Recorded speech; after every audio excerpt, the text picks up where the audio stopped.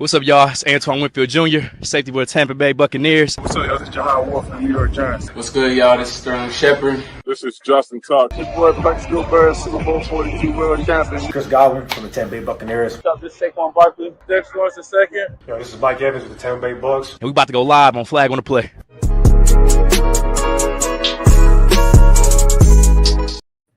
Yo, what's good, everybody? Welcome back. Another episode, Flag on the Play, episode 64.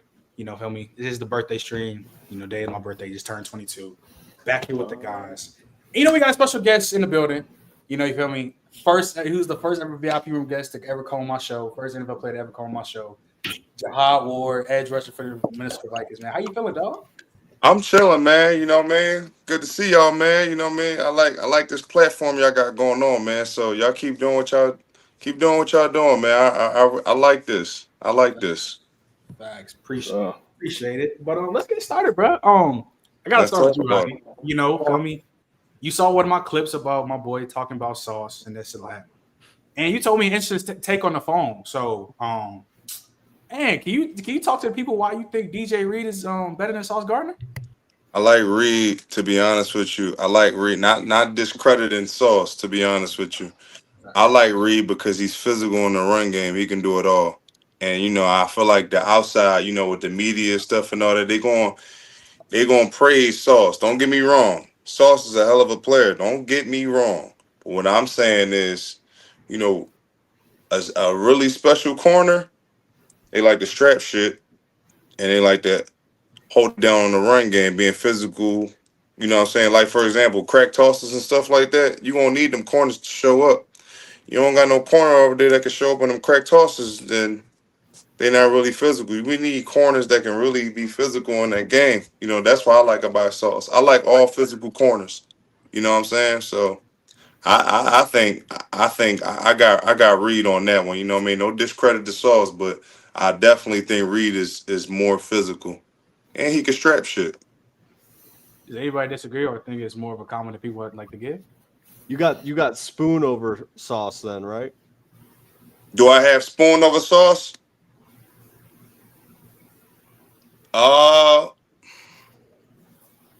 You talk about physicality. Yeah.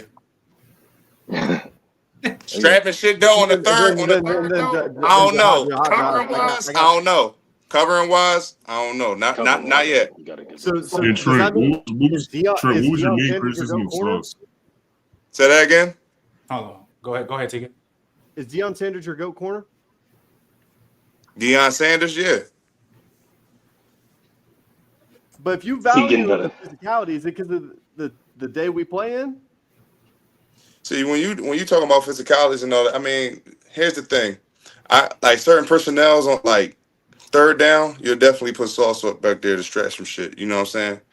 First and second down, you still can put him up there on the personnel tip, but I just feel like who really gonna be who gonna set that fucking tone? Who gonna set the tone? I can't even comment on DJ Reed this season because I can't watch him.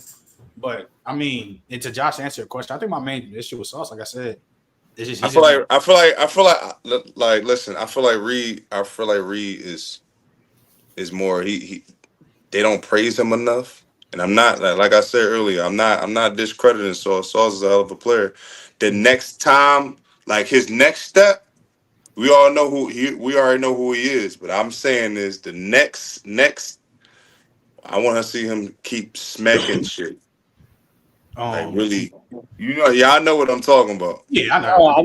I mean, Sauce has been bad this year on the run D. I mean, even in tackling in general. Like, I mean, I was watching it last week. I'm a Cardinal fan. I watched that Cardinal Jets game, and Trey McBride just kind of threw him off him. Like he just kind of. Yeah, I mean, here's the thing, bro. I ain't really talking about that. One game ain't going to define a man. 100%. But I'm just saying, in general, this year he hasn't been the best at tackling this year. So hopefully he can improve that because DJ Reed, I think, has been pretty good at tackling this year.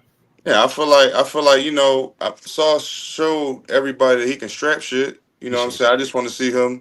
You know what I mean? Everybody thinking that he can't tackle now. So the next stage, like, you know, let him fuck somebody up a couple times and everything will be good. I never said that, you know, that Sauce is trash. We all know we don't think that Sauce is garbage. I think he's one of the best. But I'm just more of an elevating game. All right, what's the next step? You know what I'm saying? Like he gotta. I think he gotta be more physical in that run game. And it's so funny because Marlon said that earlier.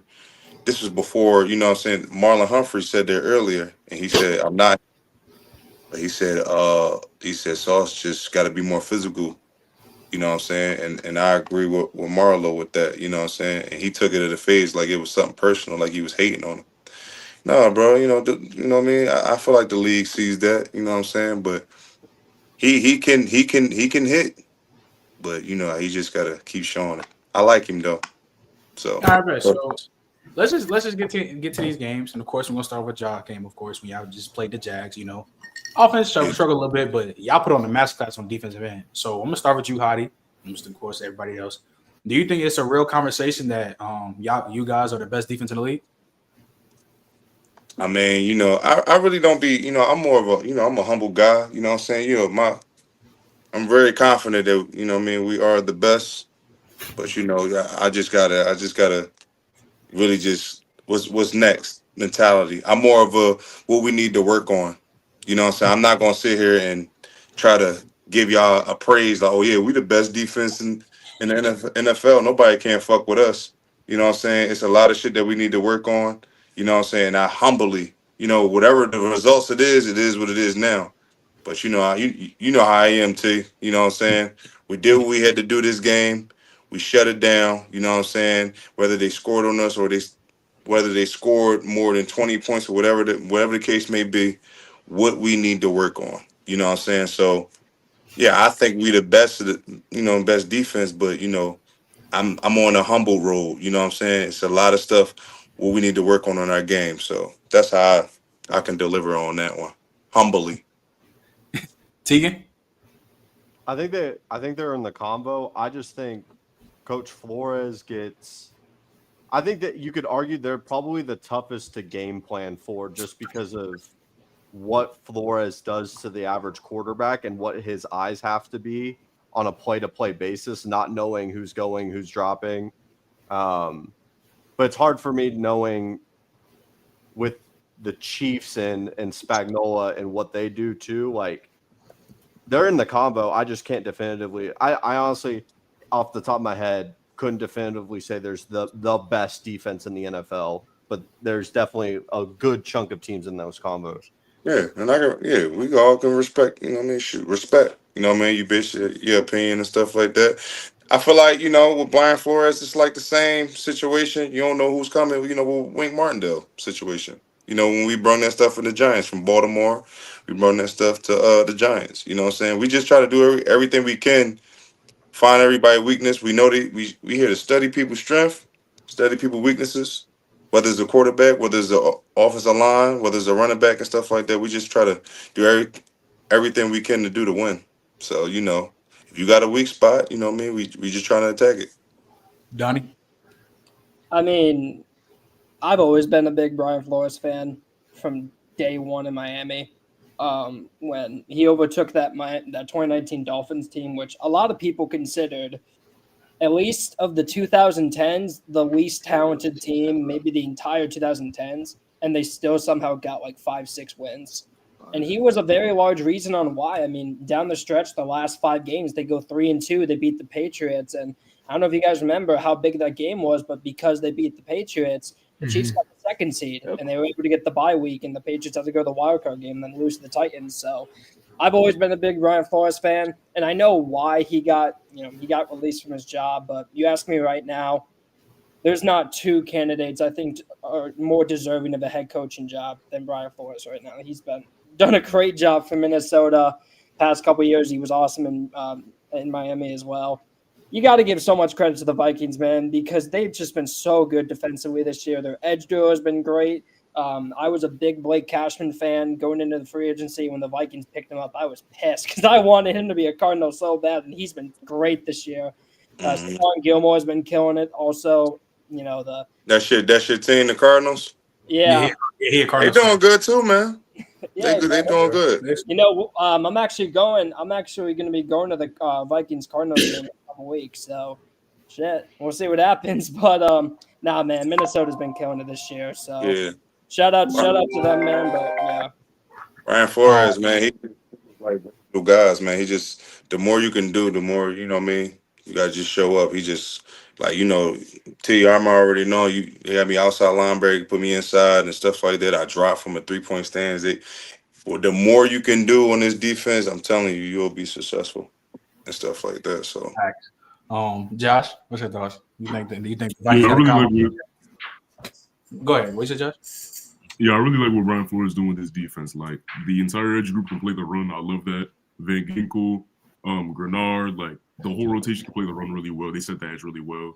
The inside linebackers, Ivan Pace, again, he coming into that draft class for saying that he was undersized. I don't really care. He's an amazing player. Blake Cashman's also an amazing player as well. Like I really like what Ryan Flores is doing with that defense. Like Vikings had the most consistent run defense of the entire year. So they're gonna keep going with that. I think they're definitely a top 5 defense this year. I like Ivan Pace too, man. You know what I'm saying? He the young cat in the group. You know what I'm saying? And I talk to him every time about how to become more of a leader. You know what I'm saying? But first of all, let's get one thing straight. I don't, me. I don't care how young you are, how old you are. You know what I mean? Once you're a linebacker, man, you gotta set that tone. You know what I'm saying? You're a starter. You gotta do what you gotta do. So, back in the day, he'll say the call and stuff like that. He'll communicate, but you know what I mean. Sometimes you just got to be louder. Like once you in there, you own this defense. So you just gotta have your confidence level way up. You know what I'm saying? That's how the confidence got to be so high.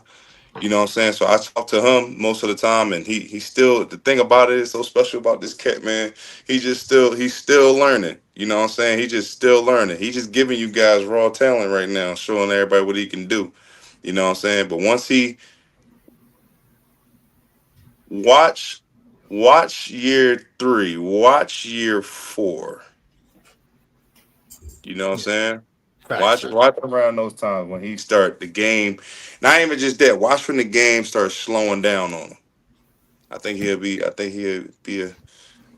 his future is real bright. Facts. Nigel? I like what Tegan said about like sort of the unpredictability of Brian Flores and the type of stuff he likes to do. Like Donnie was talking about, he did it in Miami and now he's doing it in Minnesota, like at full effect because he has very, very underrated personnel. Because let's be honest, I don't when I was going into the season, I was not expecting Minnesota's defense to be like one of the best, if not the best in the league. I wasn't. But that was that's Brian Flores maximizing his players. That's his players really being a lot better than I would have anticipated. Like Cashman, like Pace, who was good his rookie year, like Grenard, who was awesome in Houston. And the secondary has been more impressive than I would have expected as well. So over the course of the season, I mean, the numbers would say the Vikings have been the best defense, according to their competition, according to the points that they've allowed. It's them and really the Chargers as probably the 2 best thus far this season. I would probably give the slight edge to the Vikings in terms of performance this year, just because the Chargers, I think, have played a lot of teams that can be taken advantage of defensively. So I think I'd give it the edge to the Vikings. But yeah, the Vikings, they've got some games down the stretch against some good teams that will, I think, really. It's just a lot of sneaky ones, I would say. Yeah. It's a lot of, when I first signed there, it's a lot of guys that are still trying to prove it. You know what I mean? And that's why people don't go, well, who was in this defense? It's a lot of people that's still trying to prove themselves.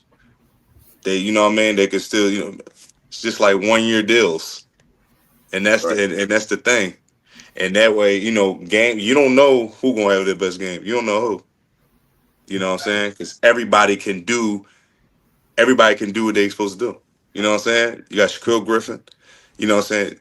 And thing about it is, you got depth. You know what I mean? Like we got depth. And you know what I mean, shout out to the Vikings. You know what I mean? They actually take care of their players, and really, even when Blake was hurt, you know what I mean? We got Camel. Camel stepped up every time. As soon as he got in the game, he got 2 picks. 2 games in a row. Texans game, yeah. You know what I'm saying? So we all got players that just hungry and waiting to get out there. Like anybody that's down or anybody, you know what I mean, that's ready to go. We had players that's next man up mentality type team, and that's what I think on that defense. Facts. Durag? Yeah, the Vikings. You're not going to name me about 3 to 4 teams that have a better defense than they have this year. Like Donnie said, what Brian Flores is doing, not a lot of guys are more deserving the head coaching job. Now, chances are, I don't know if he gets the opportunity again because we know what went down, how it went down. But yeah, Brian Flores gave teams hell all year.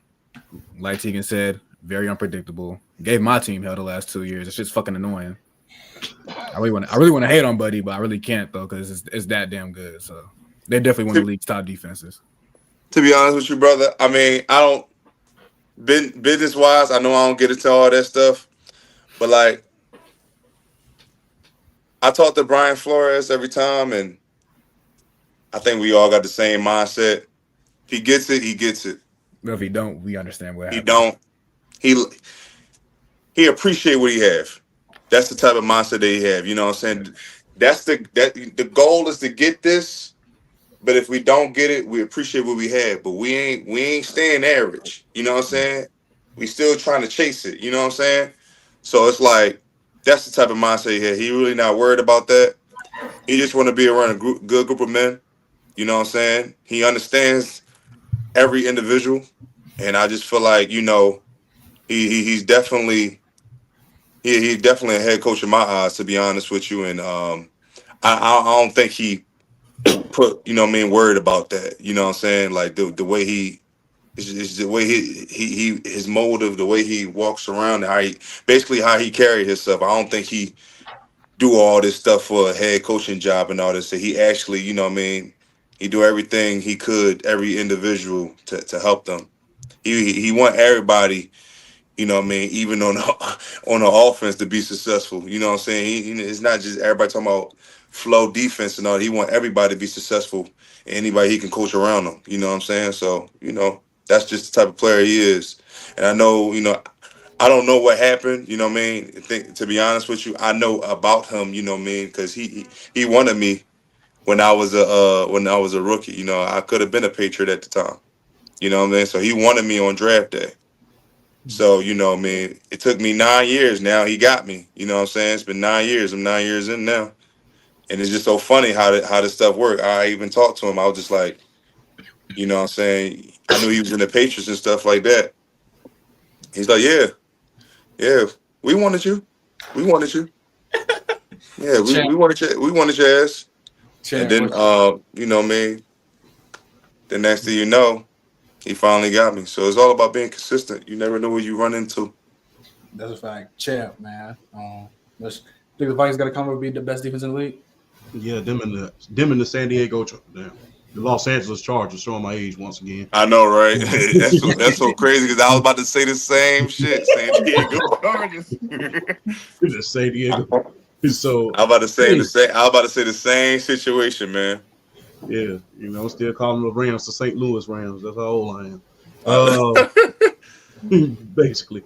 But look, what surprises me the most is the pass rush, man. I thought that pass rush was going to take a step back without Daniil Hunter there. I thought they was going to take a huge step back. I'm like, damn, you just lost your best pass rusher. I was like, wow. But, they was able to get a lot of guys signs. And like he said, man, that depth is just attacking them from all cylinders. I'm trying to tell you, that's the special thing about it. That's the most special thing about it. You know what I'm saying? And one thing about us, I know everybody, was saying about the pass rush and stuff and all that stuff. And it's like, okay, y'all know me. I don't be worried about that shit. Whoever out there, we out here go get it. So we learn from each other. You know what I'm saying? We find everything we got to do to beat their man up front. Mm-hmm. I don't know if they did that last year. That's not my job to know, but we here now. So, it's kind of good though. And we got, linebackers that can blitz. We got a lot of people shit. Fucking Harrison Smith out there got his career sack, you know what I mean? The 20th. He on the 20 bowl, you know what I'm saying? Yeah, as well. Matt, man, what you think about this? You think the Vikings gonna come for the best defense in the league? Yeah, I've been saying this for a couple weeks now, especially this season alone. Like, I really do think this is the best defense in football. Like, I think I said it in like week 2 that I thought overall that this was just the best coaching staff in the league in general too. And a big part of that was Brian Flores. Like, again, like I've been a Brian Flores guy since he was with my Patriots, and the way that he will send 5. He'll use quarters. He'll use palms. Like, it's just like everything that Brian Flores does. I think it really epitomizes how good a defense can be. And again, like on paper, I wasn't high on that defense coming into the season. I didn't really see like this. Like they lost to Nell Hunter. They did bring in like, Cashman, guys like that. Gilmore obviously was still really good. It's so funny. It's so funny you said that. Not even just Flo, man. KO, O'Connor. Oh, it's yeah, so yeah, every staff, man. It's just like I just feel like every staff is just so special, man. You got KO, you know what I'm saying?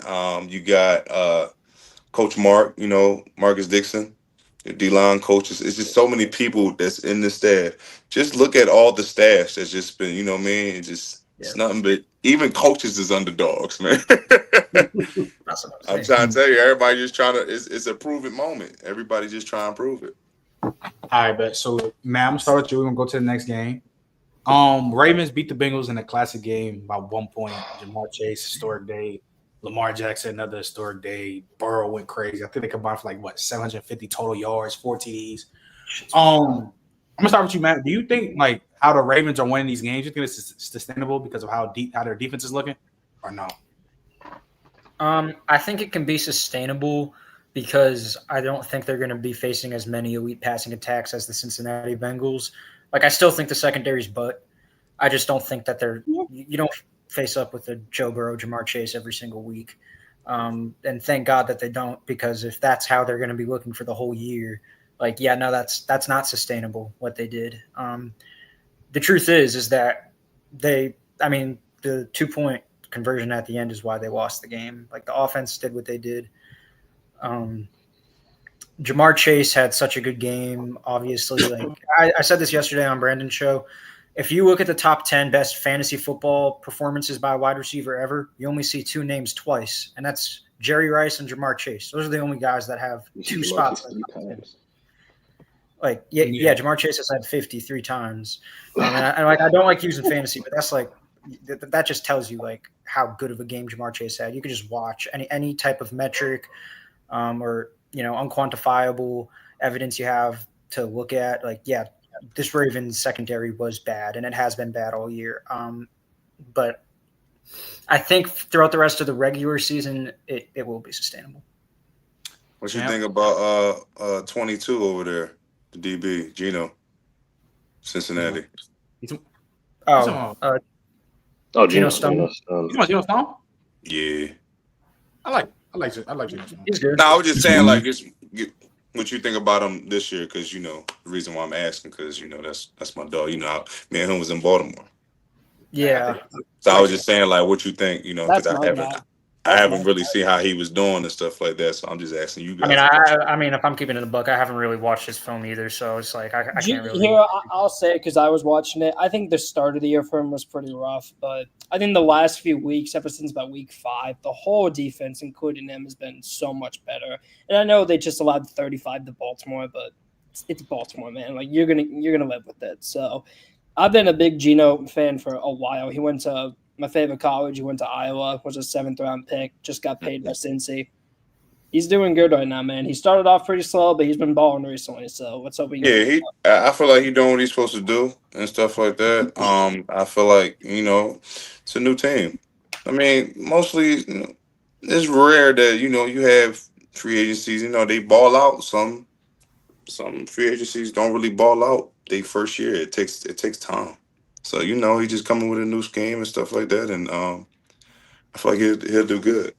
And here's the thing about this was so scary about this, when it comes to NFL, you know what I mean? I know that you said Cincinnati DBs, they but it's that shit gets hard around December football, man, because you don't know, because you cannot sleep on no team. I don't give a fuck what their record is. You know what I'm saying? You can sit around there and act crazy all you want. Oh, this team, they lost to this. You can't do that shit because you got to Eagles last year. Be signed. Not even that. It's just even when motherfuckers knowing they're not gonna go to the playoffs. We was there. Remember we played Eagles? The last game. And everybody thought they was going to fucking sweep us. Come to find out. You know what I'm saying? But we had the mentality where it's like, listen, we tried to fight to go to the playoffs. We didn't. So long story short, what we gonna do is we gonna fucking come back swing. We gonna I'm gonna ball out this game. I'm gonna do what we gotta do. You know what I mean? Because everybody like, listen, I'm gonna get my last couple snaps, go to vacation, get my senses, do what I gotta do, and put film on so I can go to my next team wherever I'm at. Facts. So you don't know. Listen, you cannot sleep on no shitty team on motherfucking December football. You definitely can't sleep on no nice team on December football. It's a wishy-washy situation. You can't sleep. You can't fold on no team. So I really don't be my mindset. You know, everybody can get their lick in early in the season. The middle of the season, they get bored. December, that's when shit get critical. That's right. That's what should get real. Yeah. So you know, what's his name, Champ? Man, do you think Baltimore win like this sustainable? Look, the way that Todd Monken, please come back to Georgia. We miss you. I mean, Todd Monken, please come back to Georgia because we can't hit the ground if we fell on it right now. That's number one. The way he got this team clicking on all cylinders with that offense, man. Cincinnati, they were so scared of Lamar Jackson, they was determined not to get him that ball back. Like you gonna have to come over here and just grab it out of our hand and snatch it from us. Mm-hmm. But the thing is this is not your father's Baltimore Ravens. I can't say your grandfather's because the team is not that old. But this is not your father's Baltimore Ravens when it comes to defense. But you know, if you know, like I know, they're gonna straighten up down the stretch. They still, I think, top 5 in sacks. That pass rush is still there. I think they're gonna tighten up towards the end of the season. But this offense, man, look, that offense can outscore. That offense can outscore anybody. They can outscore with the best of them. So, hey, at the defense, just it's kind of like with the '98 Vikings. Just don't get ran up and down the field. Just force a few turnovers, force a few 3-and-outs, and guess what? Lamar and Derrick Henry in that offense, they're gonna get you where you need to be. Mm-hmm. Yeah, right. I'm sorry, but that's not sustainable in my opinion. Like regular season wise, you might be able to get through because of the offense, but when it comes postseason, you got to see Houston, you got to see KC, who's putting up an elite defensive season as well. It's not sustainable. Your defense has to show up, and if it doesn't show up, you're not going to be far in the playoffs this year. Nigel? Yeah, I think I agree with Durag. It's just tough because a lot of the best offenses we've seen of all time, they don't end up winning the Super Bowl, and a lot of the best defenses we see do end up winning the Super Bowl, even if their offense isn't all that, even if it's an average offense or maybe even good. So I think you can get away with this against the Bengals, which the Bengals are a division rival. They've played 2 close games against them, so obviously the Bengals have been right there in both games, but you can get away with it against them. But the thing is, like, when your offense isn't clicking, and it's tough to imagine because Lamar has just he's probably having the best passing season of his career, probably his best season, period. And then obviously now he's flanked by Derrick Henry. So he's never had the support that he had this year. So it's hard to see like even a playoff game where this offense isn't clicking. But if it's not against good AFC teams, like they could be in serious trouble because their back end just hasn't been able to be consistent game to game. So I'd say it's not sustainable, but this is it's certainly one of the best backfields I've ever seen.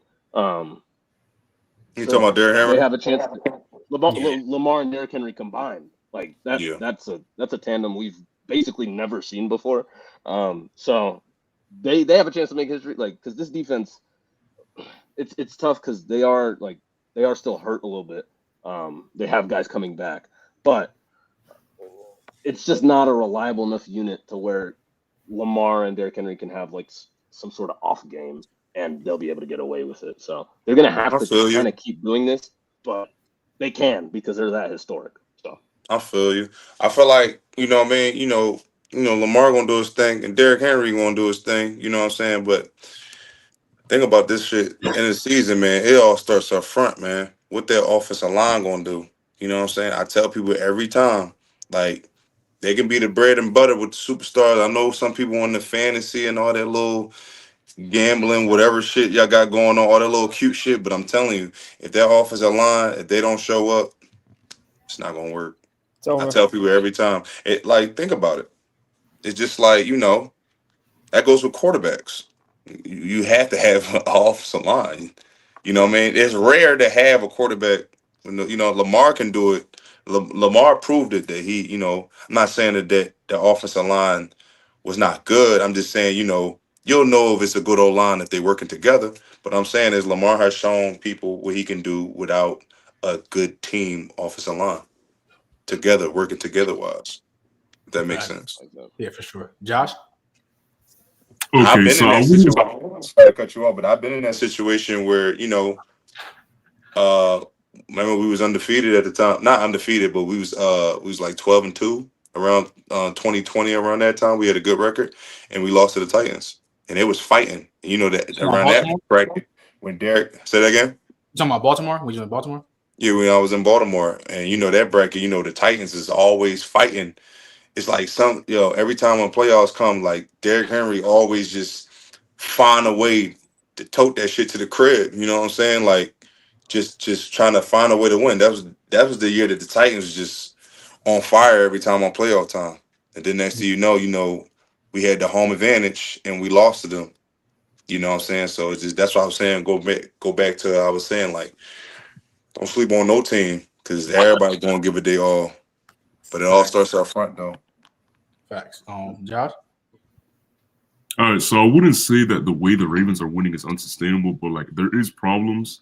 Like specifically from a schematic standpoint, Zach always trying to overcomplicate things because they're always trying to disguise. Like them always trying to disguise is leaving the players out of position like every single time. And like just the play on the boundary has been that good because you haven't modeled how to play more than nickel. So like there's just problems here. Players are out of position. Players are just not playing that great this season.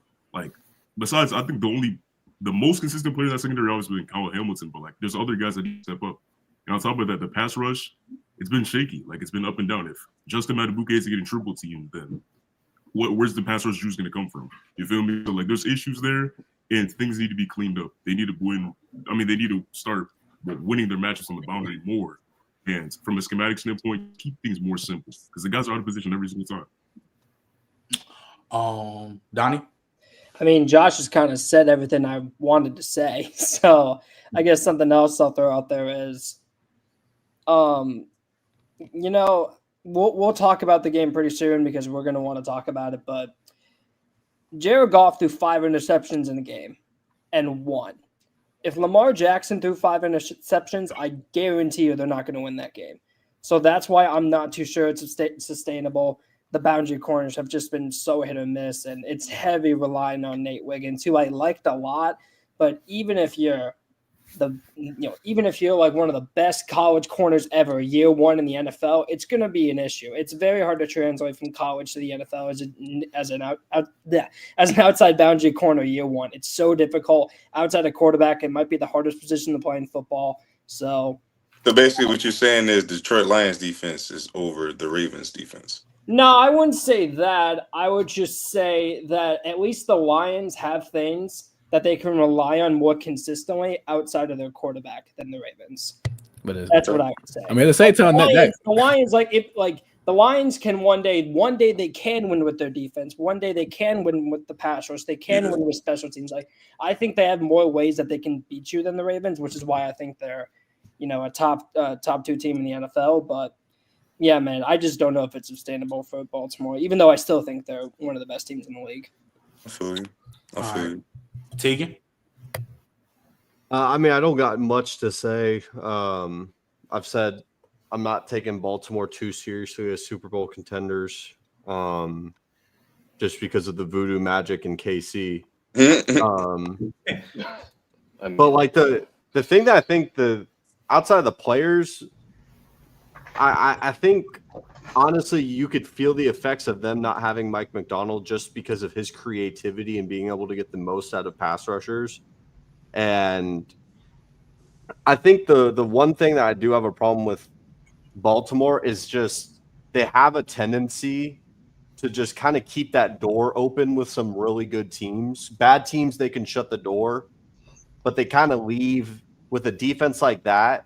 They leave that door a little bit too much open. If you catch a team, like I wonder when they get to that playoff setting, Are they going to be a team that gets a 10-point lead and makes it feel like 20, or they get a 17-point lead and they can officially shut that door throughout that game?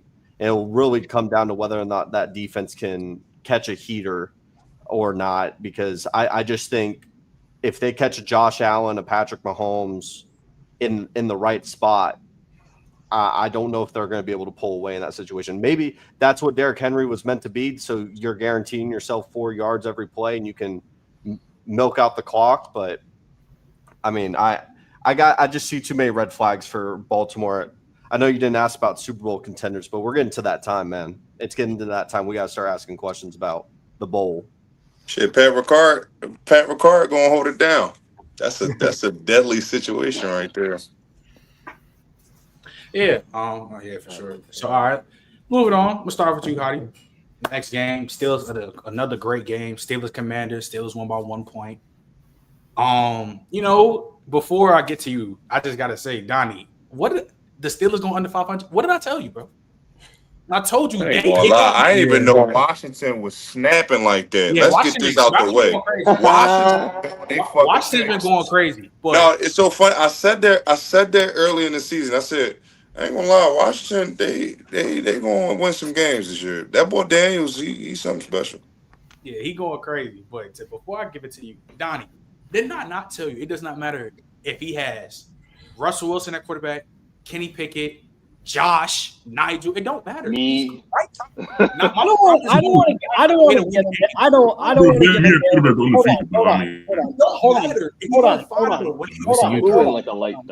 Hold on. I don't want a narrative to get started that I'm like anti Mike Tomlin. Nah, you not. No. We know who is. No, we know who is. We know who is. He's a Steelers fan too, which is crazy. But nah, man. I'll go. I'm never doing it again. Hey, Donnie. I thought this was the year to do it. I thought it was. However, I am getting. Nah, I can't. 22 was. Hey, Donnie, treat like Kansas City. It's devil magic. Like, you can't explain. I don't know, man. I don't know if Mike goes down to Louisiana and gets some black magic every year. But he's doing something, man. Because I don't know how they keep winning these games. Like I don't know. It's absurd. Like, did you see their defense, bro? Their defense. Okay, this is not. Let me interject real quick. This is not the year to talk. This really isn't the year to talk about devil magic, in my opinion, because I'm talking as a Steelers fan. We have actually been very good this season. Yes, this is not this is not 2023. This is not 2022. This is not even 2021. This isn't 2020 when we started 11-0. This is not the same. This is not the same Steelers. We have been a certifiable, legit team this year. This is not there is a little bit of the offside. This is not the game to say that, because there is some stuff that went our way, but we have been, I don't want to say dominant, because I can't go that far with the way that our offense has been hit or miss. Now it's been hitting because of Russell Wilson, but we have been legitimately elite on defense basically the whole year. And I think even in the past, our defenses have not been as good as this year. On all three levels. And the Steelers didn't beat their division. The Steelers didn't play none of their division teams, huh? No, you don't believe so. I just noticed that they never played Baltimore. None of them. Not a single one. Maybe we'll get to it soon, but they do play Baltimore this weekend, so that's the game to look out for. That was a real test. And I think the Commanders game was also a real test. And yes, it was. I agree. We pulled it out because Commanders are good. The Commanders are good the whole season. Yeah, the Commanders. What's up with that? What's up with that NFC East? I know I just came from over there, but what's up with the NFC East? Philly. Cowboys are cooked. It's Philly Commanders and the remains of the Giants and Cowboys. Donnie's funny as shit.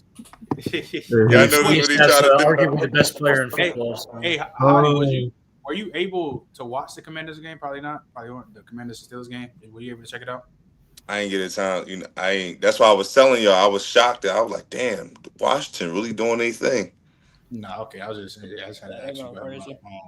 I start with you then, Tiki, bro. About the game, bro. Was this a bigger loss for the Commanders or a bigger one for the Steelers? I think it's a bigger win for the Steelers. more of like a solidifying, like I guess a confidence builder. And honestly, with the Commanders, you're just kind of playing with house money at this point. I think they like not saying any loss is a bad or a good loss. I hate that term, but like in a sense that the Commanders, they're a couple plays away. They're right in the middle of it. I gotta give Tomlin a lot of credit in how they played. First of all, it was the most Steelers way to win. I know Nigel was just talking about how like this is not the game to represent the season. I completely understand that. But to win off of a hard count in 2024, and he was grinning ear to ear. You knew he was not snapping the ball. We all knew they were not going to snap the ball. He was absolutely not snapping that ball. That's bro. It was Johnny Newton too. He's a rookie. It was Johnny Newton. Yeah, he's a rookie. He's a rookie too. The thing is these are the type of wins that I think the Commanders need in order to feel like I think they're going to be more dangerous because of this loss, because they're having these moments and having to learn how to play winning football. That's Newton needs that. He needs to have that kind of realization that you jumped off sides and it's going to cost you. That's just what the NFL is. So Washington or Philly? Philly. I got Philly. But I got Rock Philly, man. The way how JD is playing right now, though, it's going to be a hell of a game. If I can interject, Philadelphia has the number one defense just about it. Hey, how do you see the comment? You see what that is? T-Mac, what's up, That's my dog right there. Yeah, Philly defense is like that, man. I like it. Philly they click since their bye week. Yeah, we'll see because definitely, Quinn. He definitely did what he's supposed to do in Washington. But and Donnie, what you think is a bigger loss for the Commanders or bigger win for the Steelers? I think it's a bigger loss for the Commanders just because with how much better Philly has been playing recently. They started off 2-2. Now they're 7-2.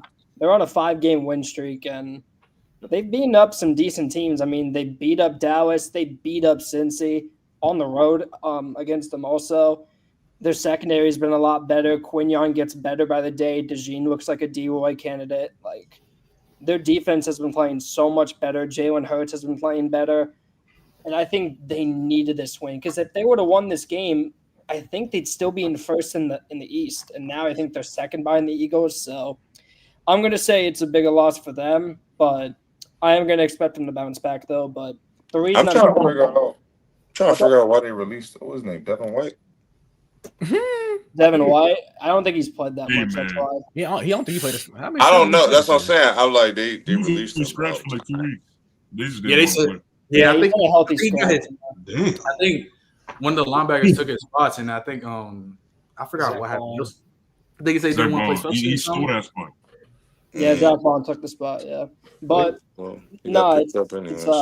those are the games the Commanders need to win, especially if they want to get that bye. Because getting the bye in the playoffs is, or not the bye, sorry, getting home field advantage. Because getting home field advantage is everything in the playoffs. So I'm going to say bigger loss for the Commanders. Okay. Josh, you here? Josh? There he is. Darth Vader. Go ahead. Yo. Go ahead, Josh. What was up?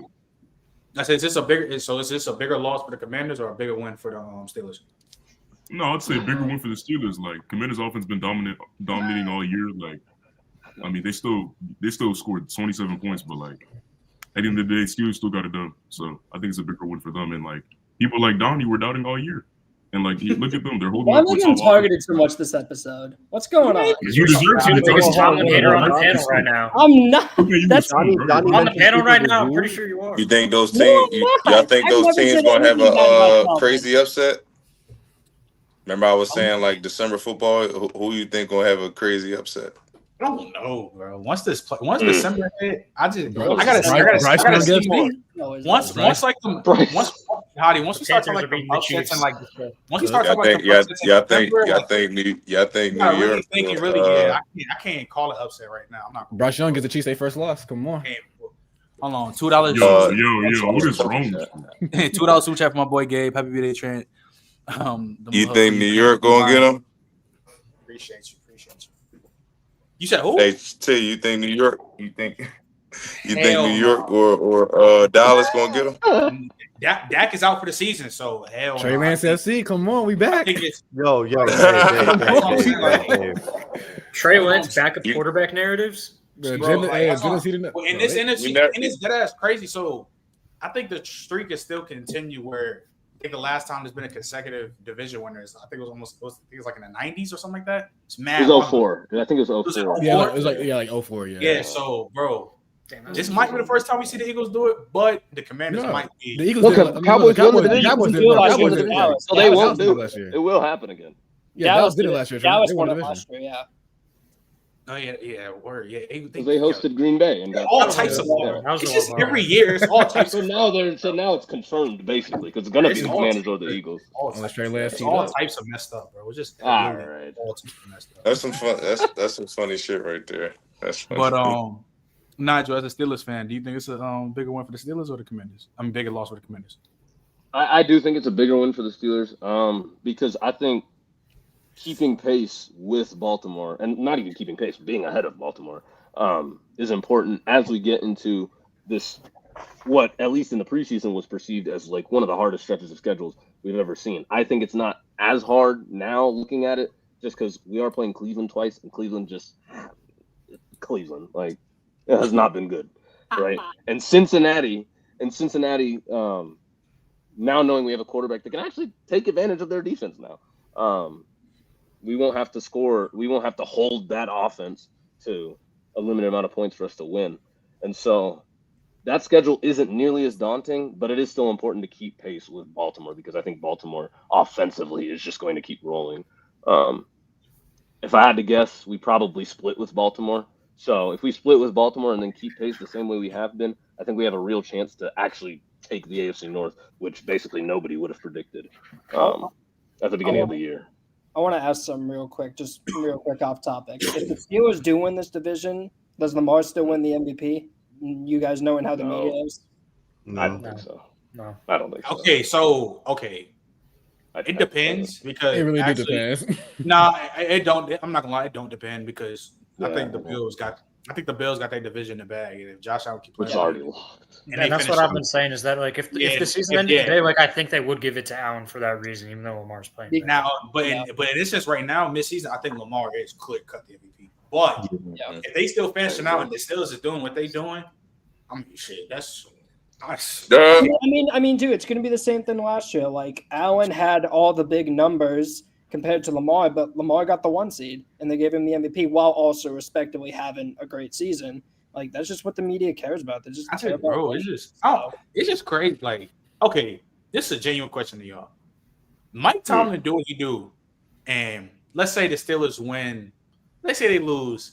So I don't think they're gonna lose. I think they're not gonna finish the season with 2 L's. Like, I think they might finish. No, I know. Like they might finish with like 5, 4. That's yeah. Like 13-4, right? 3-5ish. 5. What are we really talking about? Like all-time rank for Mike Tomlin as a head coach? We didn't have this conversation. What you mean? He not all-time. I'm talking. No, like at one point when we started like really putting him in like top 5. I mean, you think of the all-time great coaches. But Trey, I don't think I'd be able to name 5 better. I don't think so. Not even Don Shula? Belichick, Reed. That is tough. Bill Walsh, Shula. Like, there's not many. There's not many. He's like right at 5 for now. No. He could be top. Like he literally got it. Everybody literally thought like, yeah, still another year, still gonna go, might go 500, this and that. Mm-hmm. And bro, he's 7-2. Like this shit is ridiculous. He doing everything, this shit is. It's not even. It is at this point. It's not even devil magic. Not even voodoo. That's just what he do. Like that's what I'm saying. This year, not devil magic. We're just legit, and he's leading it. Like that's what I'm saying. Like, but you couldn't have said that before. So. How y'all feel about that Saquon hurdling backwards shit? I think it's the greatest. I'm not bullshitting you, God, because I think the best NFL play, of course, is Odell catching the ball, leaning back with 3 fingers. But I think Saquon's hurdle is really right there. He catches the ball, he dead leg spins a dude, makes him fall, then turns around and jump him hurdling backwards. You like That shit is ridiculous. Lands on his feet, keep going about 3-4 yards. Yeah, like bro. And luck, bro. That's what I'm sorry. saying. And to mention Smith stepped down too, bro. He's like, God damn. Yeah. When you first saw that, bro, what was on your mind, bro? I said, damn, how the fuck they lose him? I mean, it's that simple. It is that simple. Oh no, I seen that. I'm like, shit. Hurling somebody back is crazy. Oh, me, crazy. Oh, I don't know, man.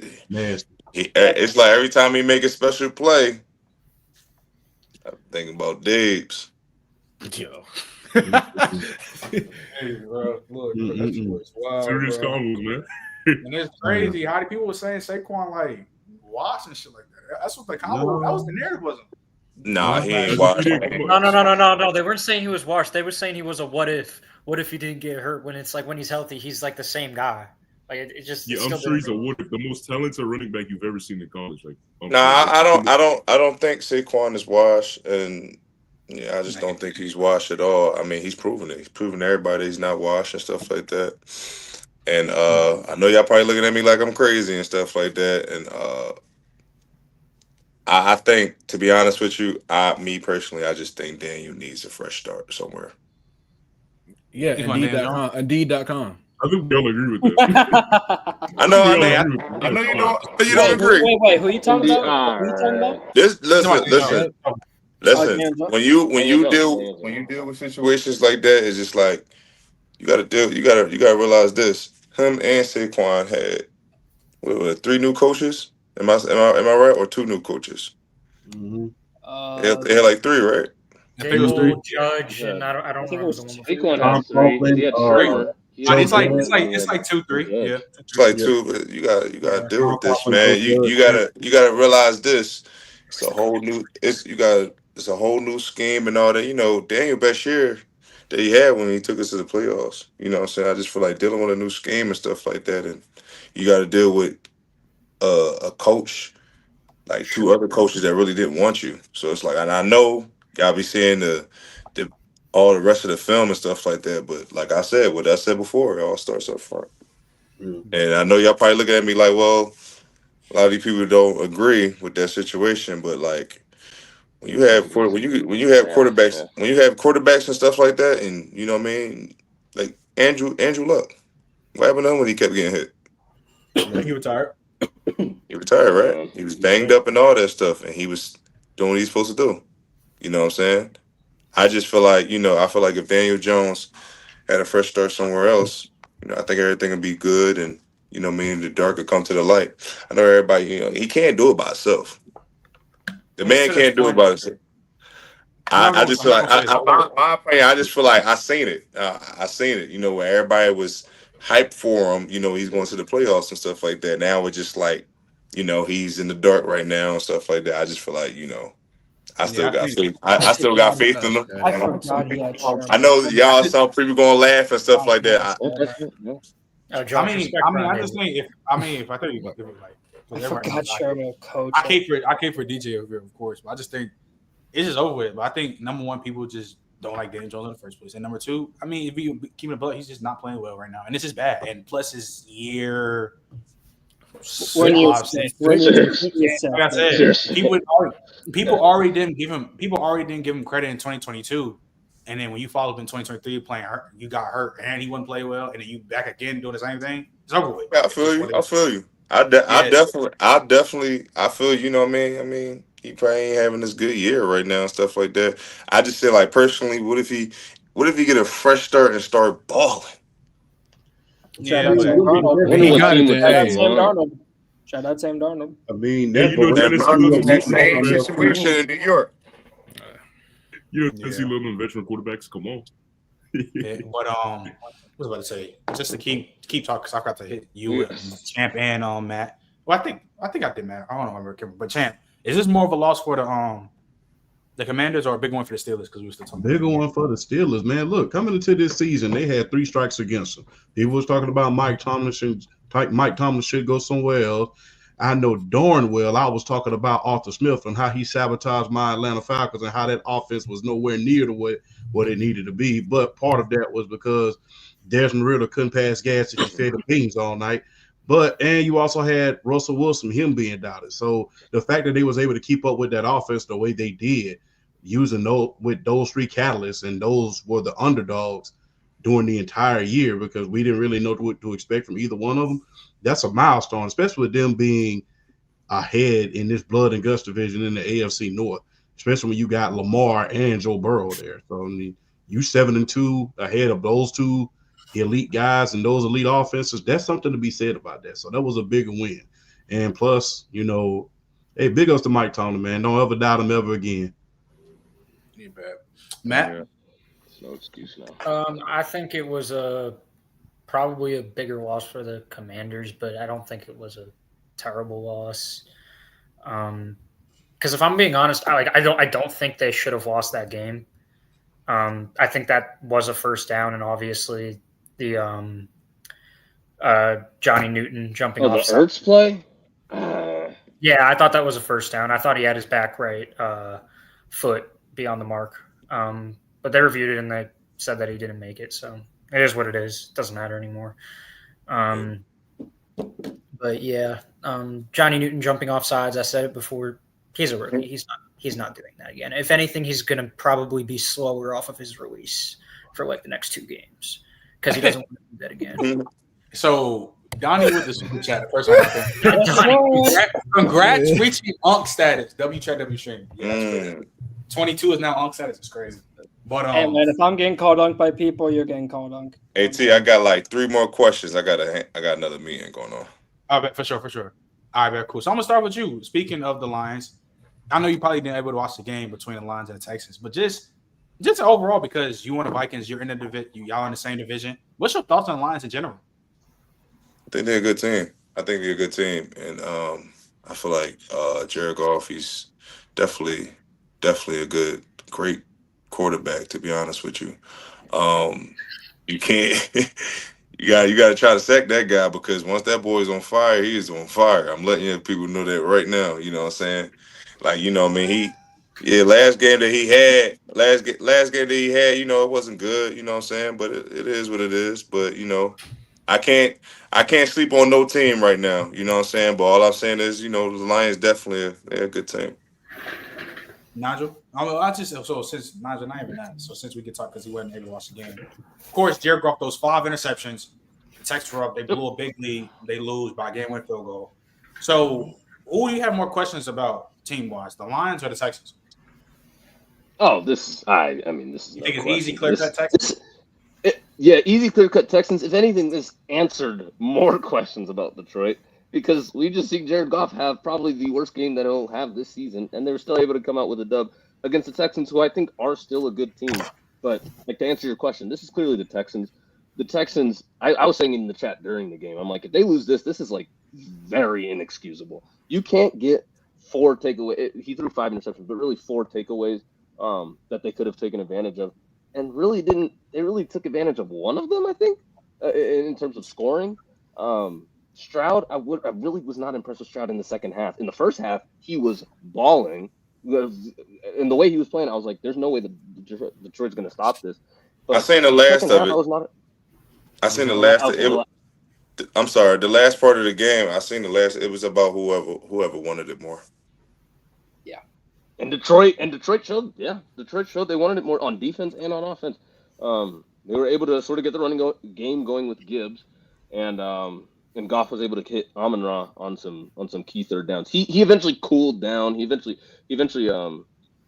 settled in after throwing all those picks because the 5th pick was like very early in like the 5th pick was like in the 3rd quarter. Like he threw these picks very fast. But in the 4th quarter, he was able to chill out and he was able to make some good throws.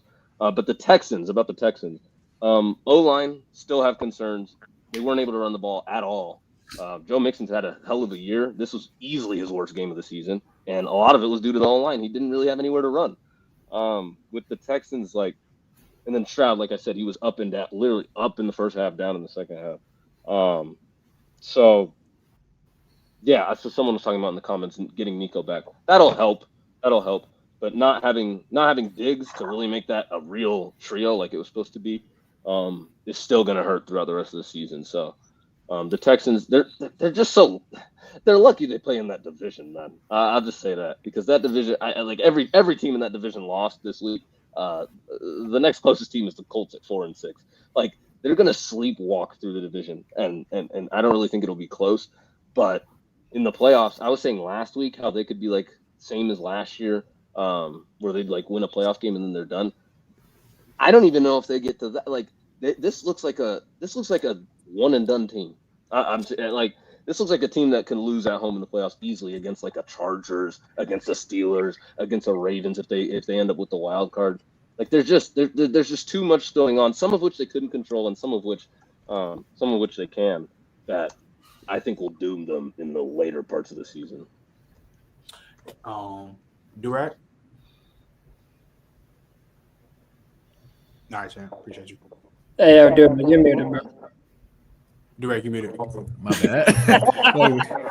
No, okay, yeah. I was saying last week. I was worried last week about the Texans. All this did was make it even worse because the fact that Goff threw 5 interceptions and we walked away from this game it wasn't even a clear cut thing that CJ Stroud is outperformed Goff.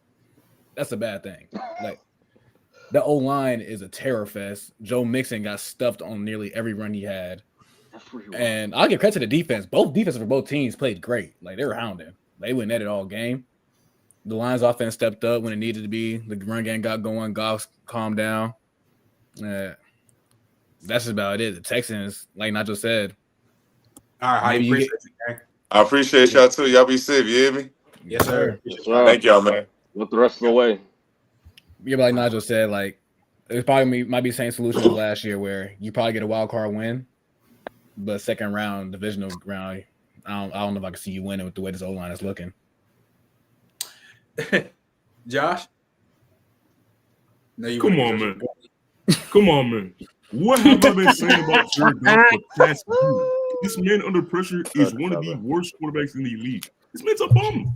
Like, bro, you're not going to tell me I sat here for 6 hours. You can ask Trent right here.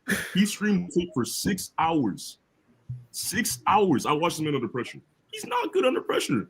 Obviously, your deficiencies are going to be masked when you have the best play caller in the league, you have the best offensive line in the league, and you have amazing weapons. Jamison Williams has been he broke out, now he's back. Sam Laporta, great. Amon-Ra St. Brown, I was told that he was a top 10 receiver by some of y'all bums who stat watch all day. Like, bro, you're not telling me that Jared Goff is ever going to be in those top conversations when this man is trash under pressure and he has no out of structure capabilities. I'm sorry. It's just not going to happen. And with him at the helm of the Lions offense, I don't see winning the Super Bowl. I'm sorry. That's how it's going to be. Wait, so hold on. Josh, why don't you see the Lions win the Super Bowl? I don't see them winning the Super Bowl with Jared Goff at that helm. Like, I just can't see a quarterback who's so reliant on his offensive line to the point where under pressure, he's one of the worst quarterbacks in the league. Like, I literally watched 6 hours of tape under pressure. He's literally horrible under pressure. You saw the last game. He was shaking under pressure. He couldn't do nothing. You have amazing weapons, the best play caller in the league, the best offensive line in the league. You have an ideal situation as a quarterback, but you just seem so reliant on them, and you can't really maneuver outside the pocket. You can't create out of structure. Very limited quarterback. I'm sorry. And you saw it towards the end of Jared Goff's tenure with the Rams. Sean McVay's playbook as a whole, it was very limited. The offense started to get more predictable. I understand that Todd Gurley got hurt, but with the playbook becoming more predictable, it's harder to win football games like that. Jared Goff is not going to lead you to Super Bowl. I'm sorry. He's just not. Durant? All right, I have my take on it. Okay. You already had a take on it? Because it fucked up because of what's his name. So who didn't go yet? I haven't gone. Go ahead, Donnie. My main takeaway from this game after watching it is outside of, a couple of teams, this is some of the worst interior offensive line play I've seen all year. Oh my, it's horrible. Hey, did it for Nate Sewell. It was crazy. Dude, it's like that was Kenyon Green is so bad. It's so hard watching him play. And the other guards, Shaq Mason's been bad this year too. And it got so bad that they took Kenyon Green out. And I don't even know if you guys remember this name. Maybe Josh does. Kendrick Green. He was a center prospect from Nigel would know he's a Steelers fan. Dude, I loved him. And they put him in, and his pass blocking grade on PFF is 2. He's two. Wait, pass blocking grade Nah, that is It's no. two. Two is no. It's That's two. crazy. I believe. Hold on, let me. Oh, it's 4. It's 4. No. There we go. Go back. That's twice as good as you thought he was, guys. That right there is ridiculous. And that is another reason outside. Put me in, coach. Like seriously, outside of like Diggs being hurt, my next question was, dude, this interior line is going to be bad, but maybe they can get some stuff figured out because I was never high on Kenyon Green. It's so much worse than what I thought it was going to be. Donnie, Kenyon Green's done for the year. He's not playing. Oh, yes. So now they have to put in Kendrick Green now. Yeah. Yes. That's even worse. That's even worse. Their interior is cooked, man. They need to get Tyler Booker. Yeah, that's crazy as fuck. Matt? Forrest. Yeah, I'm looking at it right now. Yeah, no, I just fact checked. So Kenyon Green is done for the year. Not that it makes this substantial difference, but what was the question again? Who do you have more questions for as a team, the Texans or the Lions? Oh, yeah, it's the Texans. I mean, I feel like we all kind of covered it. The injuries to the receiving room, to the offensive line play being bad, he is one of the best in the game. Bobby Slowick is kind of questionable sometimes. He still has a little bit of that Shanahan in him that, we don't love that. Not going to say too much else, but no, it's definitely the Texans. All right, bet, cool. We move on. I just want to before we talk about this Bear situation, we've been talking about this a little bit in Discord. We've been arguing a little bit, but hold on. Before that, time out. There've been 2 super chats I got to get. First super chat, shout out JP. This is for that thug Josh. JP. Shout out for the $5 super chat. Josh, this is the best. Yo, shout out my boys, man. Love y'all. Shout out my boys. Love y'all. Oh, JP. But bro, honestly, bro, no bullshit. I feel like let me what's his name? What the fuck is me? Can I hide the super chat? What the fuck? All right, cool. I feel like when it comes to people, when they talk about tight ends, I feel like they devalue the position when it comes to tight ends. What I mean by devalue is that when, for example, we have a George Kittle, Travis Kelce conversation, and I think I just forget about another main aspect when we talk about like the 2 main important aspects when we talk about tight ends is receiving and blocking. If one dude, i.e. George Kittle, can match Travis Kelce game in the receiving game, and then he's a 10 out of 10 blocker and is way better than Travis Kelce, why would you take George Kittle? Why would you take Travis Kelce over him? Like, how does that logically make sense? It isn't. You can value receiving over blocking. That's fine because I do. But even then, it's still standpoint. If somebody's a 10 out of 10 in both categories versus a 10 and a 4, 5 at blocking, why would you take that? Why would you take that over George Kittle? Like I don't understand. Like, and to me, honestly, people not gonna like what I'm about to say. George Kittle been the best tight end since 2018. Like, injury wise, there's been years Travis Kelce has gotten him. I'm talking about when healthy, the best of the best. George Kittle has been the best tight end in the game. He's been the best. And that receiving gap ain't real either. It's not. It's the same tier. You can think Kelsey's the better receiver. That's fine, but it's in the same tier. And then you have another aspect where Kittle wipes in and blocking. Like, it doesn't. Kelsey a 10, Kittle's a 9.9. George Kittle set the yards record for a tight end with CJ Beathard and Nick Mullins. Horrible. Just horrible. Hey, Donnie, while playing right tackle. 210 on the Broncos. Like I was saying, like if you value in one half. Basically one half. Basically one half. And it don't make sense to me why people still don't think George Kittle the best tight end in the game. It don't make no sense, bro. Do you know what I've heard people say? Watch the Super Bowl. Oh my God, that pisses me off so much. Like, I hate that so much. He can't stop that Spags is blitzing his ass off. No, he's the best blocker. This is the thing. Gabe, he had to block it the right. Gabe, it's just the point of people just devaluing the position of tight end. Like, tight end is not just only about receiving. Yeah, we got people saying they don't care about blocking. That's like highlight. It's not a highlight that people like to see. It's not going like people don't care about blocking, but it's a thing that matters a lot. It's Leo, like And again, if both people don't block, then that's a different conversation. Where if both people are not good blockers, that's when you don't care about it. But if there's somebody who's great in this great as a receiver tight end, and is an elite blocker, bro, that has to matter in this standpoint. I'm gonna keep it real. I feel like sometimes, and we don't do it, people sometimes really don't understand how impactful George Kittle is as a blocker. Dude, not only in the run game, like they had to put him in pass protection on the right side during that Chiefs game because whoever that right tackle was, I know they replaced him. Whoever it was, it was bad. And George Kittle basically had to do the blocking himself. And we've seen Kittle bully guys like who's a big edge? Aiden Hutchinson, Aiden Hutchinson, Cam Jordan, like big dudes, 280, 285, and he just bullies them around. Like if you told me he's a top 3 blocking tight end of all time, are you really gonna get mad? No, I think it's like exactly. No, he's actually like closer to being a lock. That he is a lock, actually. That's what I'm saying. I just feel like when it's best of all time, not Gronk. That's why when it comes to that aspect, it's just I don't know. People just devalue it. But, we can keep going though, bro. No, it's because there's no stats for blocking. I can guarantee you, if there was a stat for blocking, everybody would love it. We can talk about these Bears. They got shut out by the fucking Patriots.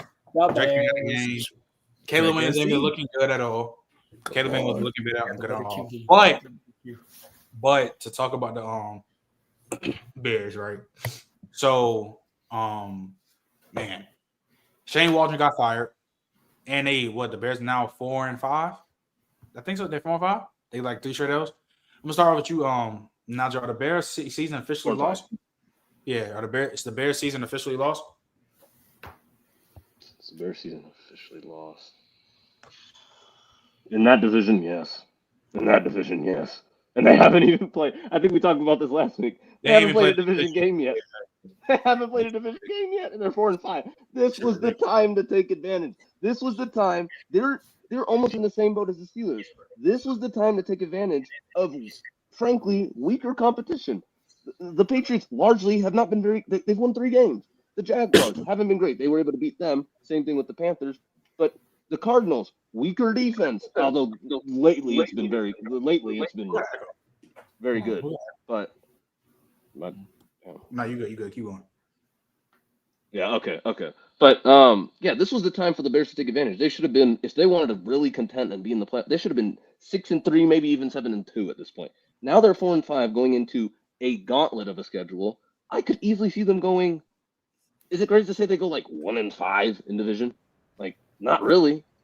So that's 10 losses right there. So I think their season it's over, frankly. It's just the way the season played out because of their schedule. Obviously, they fired Shane Waldron, so now they're gonna have to adjust from that. But firing Shane Waldron, is that gonna make DJ Moore start playing football? Is that gonna make like Keenan Allen start being more consistent? Because if that doesn't correct itself, then they're really cooked. So I think it's basically over just because of the schedule they have coming up. It is.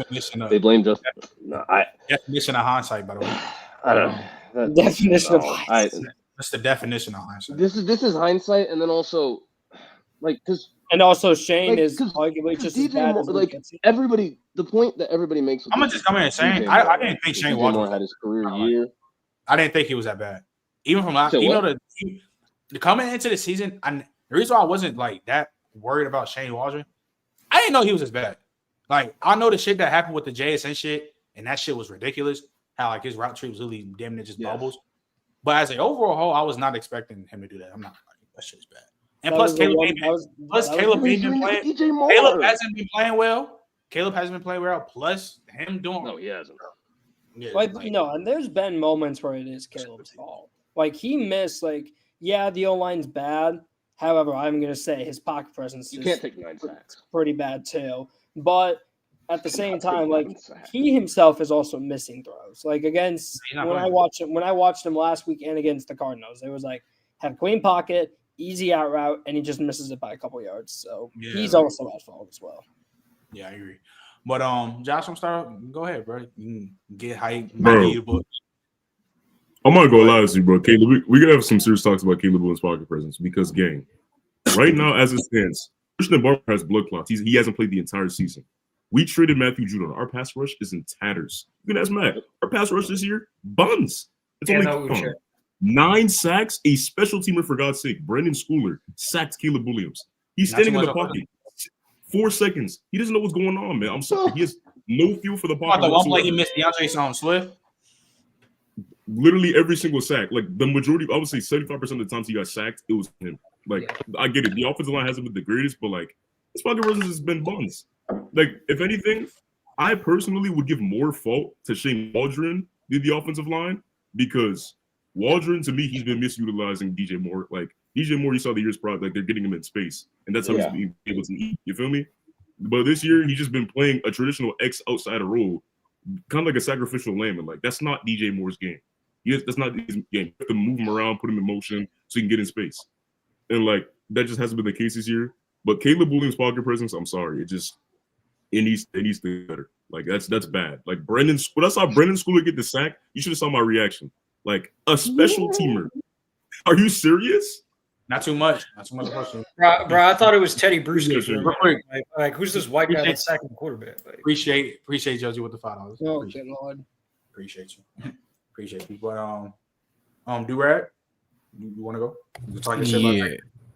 Oh yeah, like I said, when I told y'all Drake May could be one, y'all looked to be crazy. Like it was something. I told y'all Drake May was closer to Caleb Williams than he was to Jaden Daniels. But well, I said that too. You know what I'm saying? How can you say that? Wait, bro. He still played a mid game. I'm not gonna lie. Last game was kind of.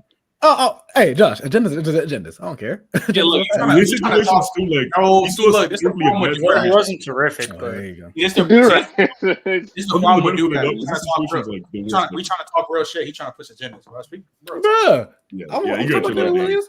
But no, he could. Yeah, I'm all that.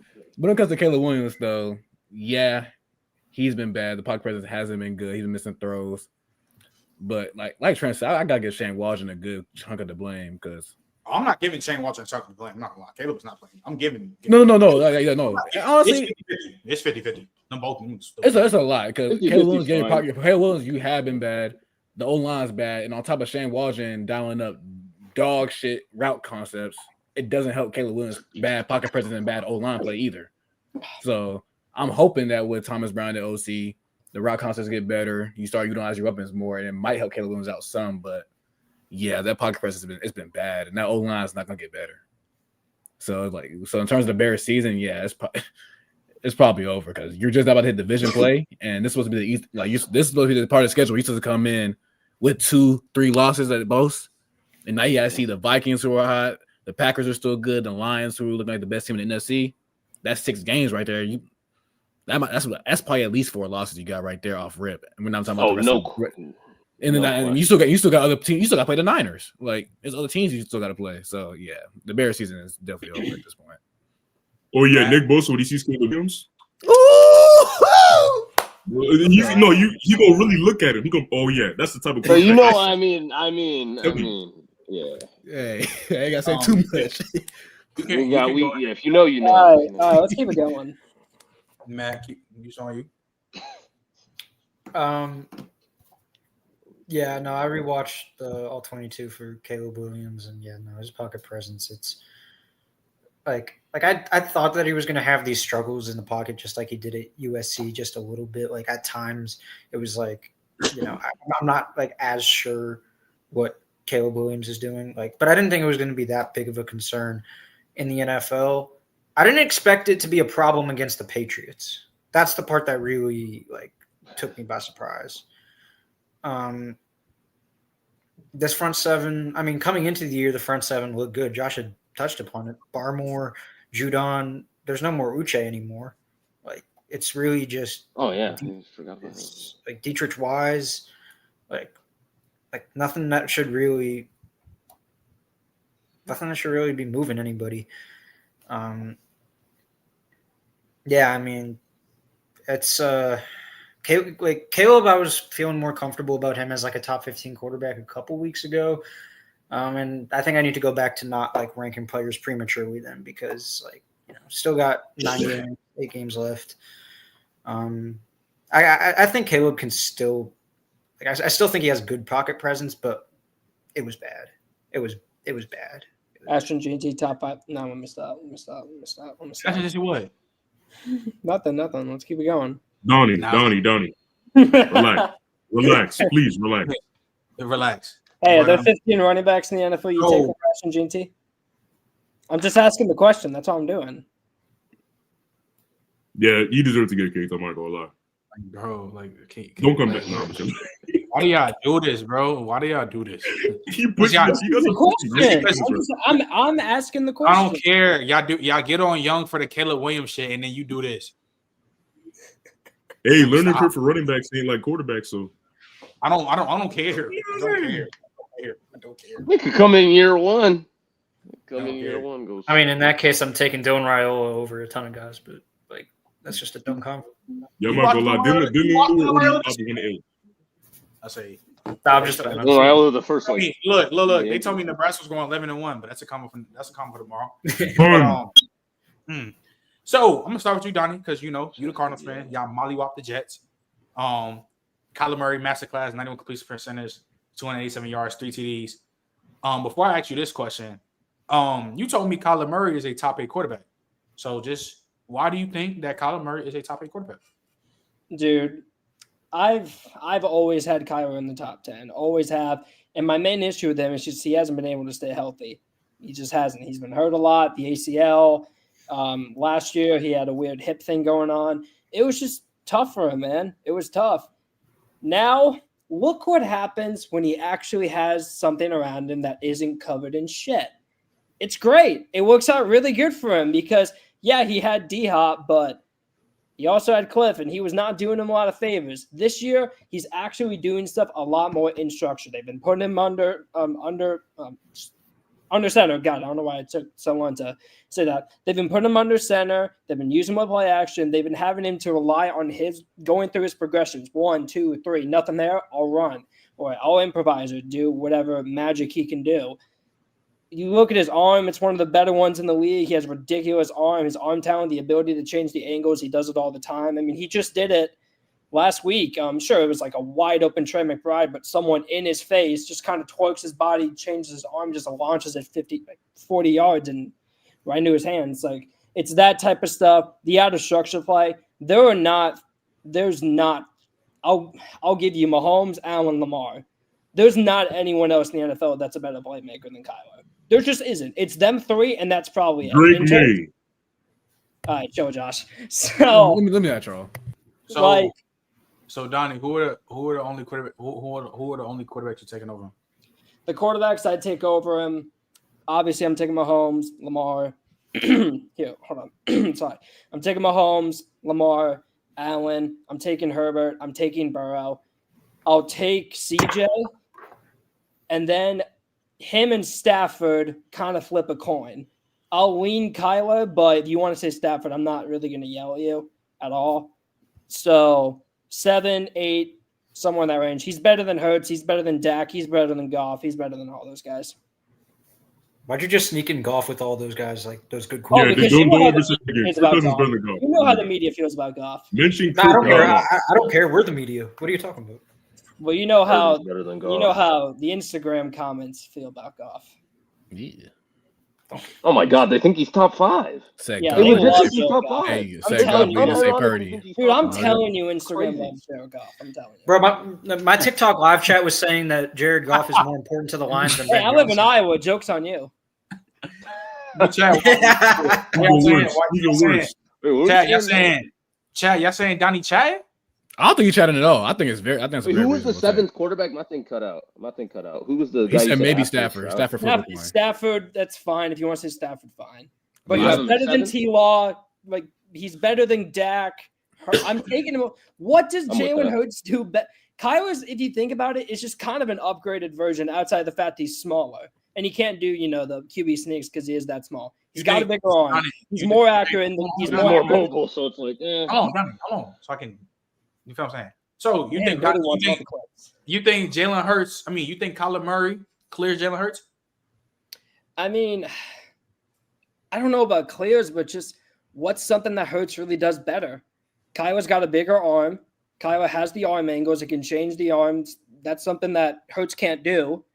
He has better out of structure play. He's way faster. He's way harder to tackle in terms of it's harder to bring Hurts down, but grabbing Kyler and getting your hands on him, that's what's so hard. That's what most defensive players say. They say it's super hard to get this guy because he's so damn small. And he's just quick. That's just what he is. So he's a better athlete. He's got a bigger arm. He's more accurate downfield, short. You want to say Hurts is more accurate in the medium, the middle area, fine, whatever. They're both not that's not either of their strengths. Neither of them are that good thrown over the middle. Like, just tell me, what does Hurts do better than Kyler? Arm, no. Accuracy, no. Mobility, no. In structure, no. Out of structure, no. Pocket presence, no. What is something Jalen Hurts does better than Kyler? Outside of the fact that he's winning more by one game, by the way. Tell me. Jalen Hurts made a Super Bowl. That's the difference. That's yo. That's literally it. That's it. Yeah. That's the only thing. Wait until Kyler Murray makes a Super Bowl, and then we'll have this combo. Like, I'm just like, name me a trait of a quarterback. Just any type of trait outside of the ability to see over the middle of the field. And once again, neither of them are that good hitting over the middle. Outside of that, what is the thing that Hurts does better than Kyler? Just what? Squat. Yeah. Come on. It probably gives like better locker room. I agree with Donnie. I'm not gonna lie. There's really nothing that comes to mind. Like me, we talked about Go this yesterday. squatter. All right. So now here's the real question, Donnie. I'm sorry with you again. Are the Cardinals the best team in the NFC West? Okay, for the record, I made this doc. I make it. I help out Trent with all of his episodes. Shout out to that. We're top two. You can't say we're not. You cannot sit there with a straight face and say the Seahawks or Rams are better than us. You can question our defense. You can question it.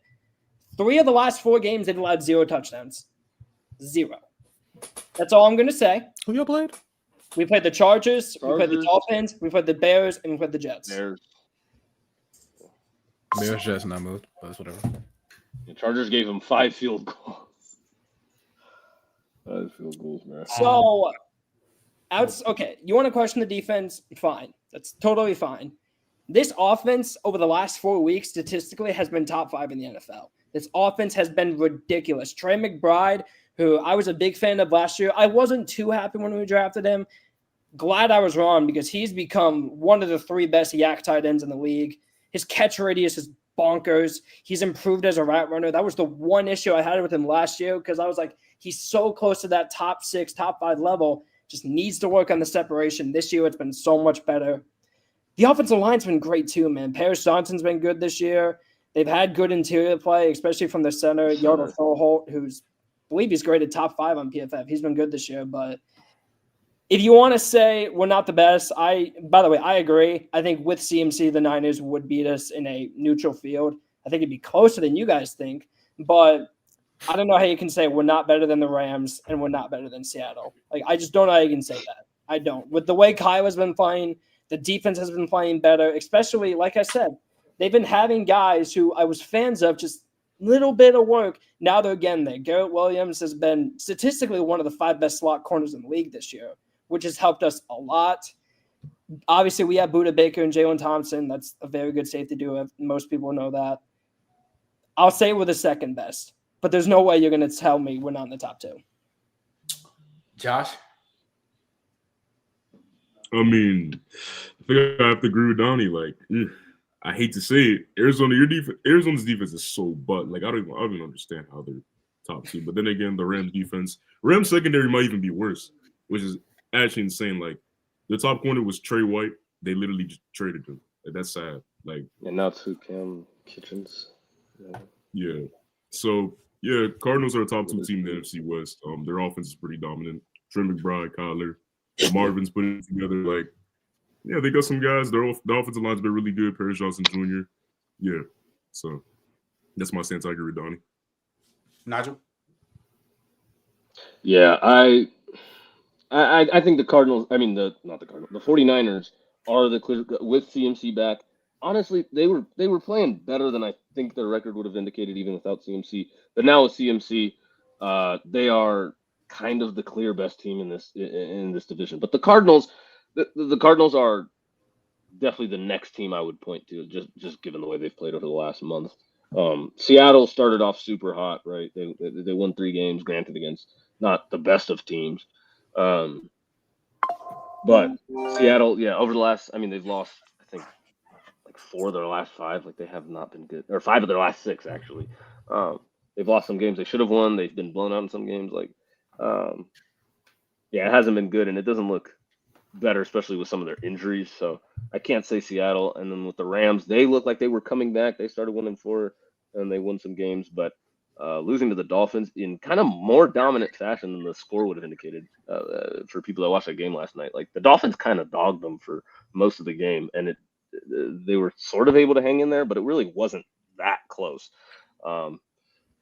Even with Tua making some mistakes. So I would say the Cardinals, especially recently, have easily been a top 2 team in this division. And then overall, I would trust them more because they've had the best QB play of really anybody in that division, even including the Niners. So yeah, give me the Cardinals as the second best. Durag? You mirrored it again. Yeah, I'm not gonna lie. Even before CNC got back, I still thought we were still the best team in the division. Like, if you look at this Niners season, everything that went wrong for us this year went wrong, and we went into our bye week 4-4, second in division. Like, we lost a game to the Cardinals because our kicker sprained his ankle trying to make a tackle. Like, stuff like that. Like, even without CNC, I still think we're the best team. We got CNC back now. I for sure think we're the best team in the NFC West. It's just a matter, getting everybody healthy, getting back on our groove, which I think we're going to be on pace to do right now. To me, it's clear cut. Yeah, clear cut. Y'all not, yeah. Y'all barely hung with us on a muddy day. Alrighty. Got y'all noted. Wait. So, Durag, you said y'all thought y'all was a clear cut best win? I still thought we were the clear cut before CNC got back.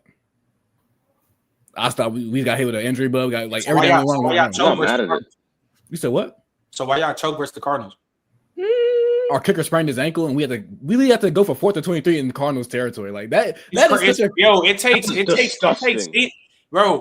takes CMC on an Avenger squad to get Durag this confident about the 49ers. You got First off, Donnie getting hyped because they first in the division after 10 weeks, so he put it in the dock. If y'all put this in the dock 5 weeks ago, I would have said the same thing. Yeah, I'm sure. This was in the dock.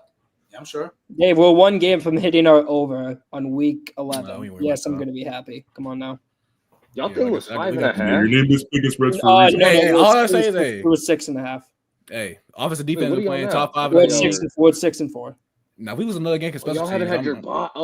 Yeah, we have our bye this week. This week is our bye. Yeah, okay. Yep. I thought y'all were 5-4. My bad. Yep. All right. Well, who was it on? Oh yeah, Matt. Do you think the Cardinals are the best team in 6-4? No, NFC I think it's still the Niners. If the Niners keep getting hit by this injury bug, like the Cardinals will win that division. It's true.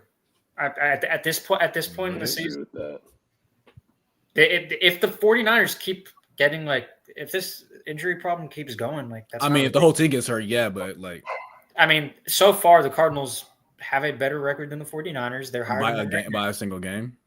Yes. Okay. Yeah. Durag, remember, we're 2-0 in the division. Give a damn. I do. We had the best record in college. And historically, the Niners have played their best football after the bye week. And I can also say the same thing. I promise you, it sounds so good right now, but I'm not saying we're going to win the division. I still that division's locked. I'm gonna say that right. The division's locked. It's locked. Yes. Unless it's locked when you're unless the Black Plague hits San Fran, yeah, it's locked. It's locked. Okay. Y'all are already getting hit by the Black Plague. How is it not ridiculous? I think it's locked. Yo, right now. And I'm on your side. I know you respond to me. I'm going to send you this video. You're welcome. Don't worry about that. Yeah, Durag, you might be chatting. I'm not gonna lie. Chatting. There's no way you've been watching this. There's no way you've been watching these teams playing, and you still saying the 49ers are clear cut. I still think we're a clear cut favorite team. Clear cut. Not right now. even right now, like we clearly It have don't look like it, bro. We clearly have the most talent in the that's in the fine. division, and Also, we're also getting players. The Eagles are clearly more talented than the Commanders. You're not going to tell me right now the Eagles and Commanders still you still think the Eagles are clear. Also, Dave, something else. We can talk about. I'm gonna tell you that. Listen, we can talk about talent, but whose offense is playing better right now? Okay, hold on. Your offense is playing better, but our offense has been elite as well. Yes, but now it's becoming that elite form with Marvin getting more snaps and with Kyler getting better by the week. And the Niners' offense has been elite. Wow, our defense you and me both know what an elite, but maybe not elite quarterback, but a top 8, 7, 8, 9, 10 quarterback in the league can do. Okay, like, we still have an elite offense. We still have a top 15 quarterback with the elite with a better supporting cast system than y'all have as well. I don't think the supporting cast is as big as you're trying to make it. It's still like with Ayuk hurt. I still think it's better than what the Cardinals have. It's not by that much. And I also think we have better play calling as well. Like our defense is elite, which y'all's is not. Like our defense has been playing elite as well. Yes, the only thing that's been holding this team back is the special team. That's why I'm still thinking you're going to win the division. That's why I think it's clear cuts. Like I said, unless the black play goes down and you losing everybody left and right, I don't think just because I think something is going to happen doesn't mean it's a lock. Oh, I think it's a lock. Like I said, unless the black plague hits this team and everybody goes out left and right. Yeah. I don't know. Can we get some money on the table? I think the Niners are going to win the divisions. Yeah, I just don't think it's going to be. I also think clear cut. By the way, you want me to? And here's another reason. Here's another reason why, dude. The Cardinals' schedule, this first half of the year, it was brutal. You have to play the Bills, the Niners, the Lions, the Chargers. Who else? The Commanders. I know another big team. The Packers, like the Lions. They had to play so many big teams. The rest of their schedule: Seahawks twice, Vikings will be tough, Patriots, Panthers, and then the last game of the year, you're at home against San Francisco. Like, this is my opinion on it. I think by the end of the year, because you guys know how they do the week 18 stuff, is they assign the games on what time they're going to be. If I'm betting money right now, I think week 18 Sunday Night Football is going to be San Francisco and Arizona, and I think that game's going to determine who gets the division. I think San Fran's going to win it. That's my take. Yeah, all right. You know it. What's his name, man? I'm gonna start off with Naj on this one. We want to talk about devil magic. Man, let's talk about this Chiefs-Broncos game. Oh, my God. Hey, shout out Bo Nix. He's been playing good lately. Bo Nix has been playing well. Chiefs are 9-0. They won the game off a blocked field goal, Nigel. Can they do the unthinkable? Do you think this is sustainable? No, it's not. Why not? Come on. I said the same thing. Come on. Like, I was sitting there watching this. I'm like, damn, like Donnie about to be wrong off rip. Because we were talking about this last week. I thought the same thing.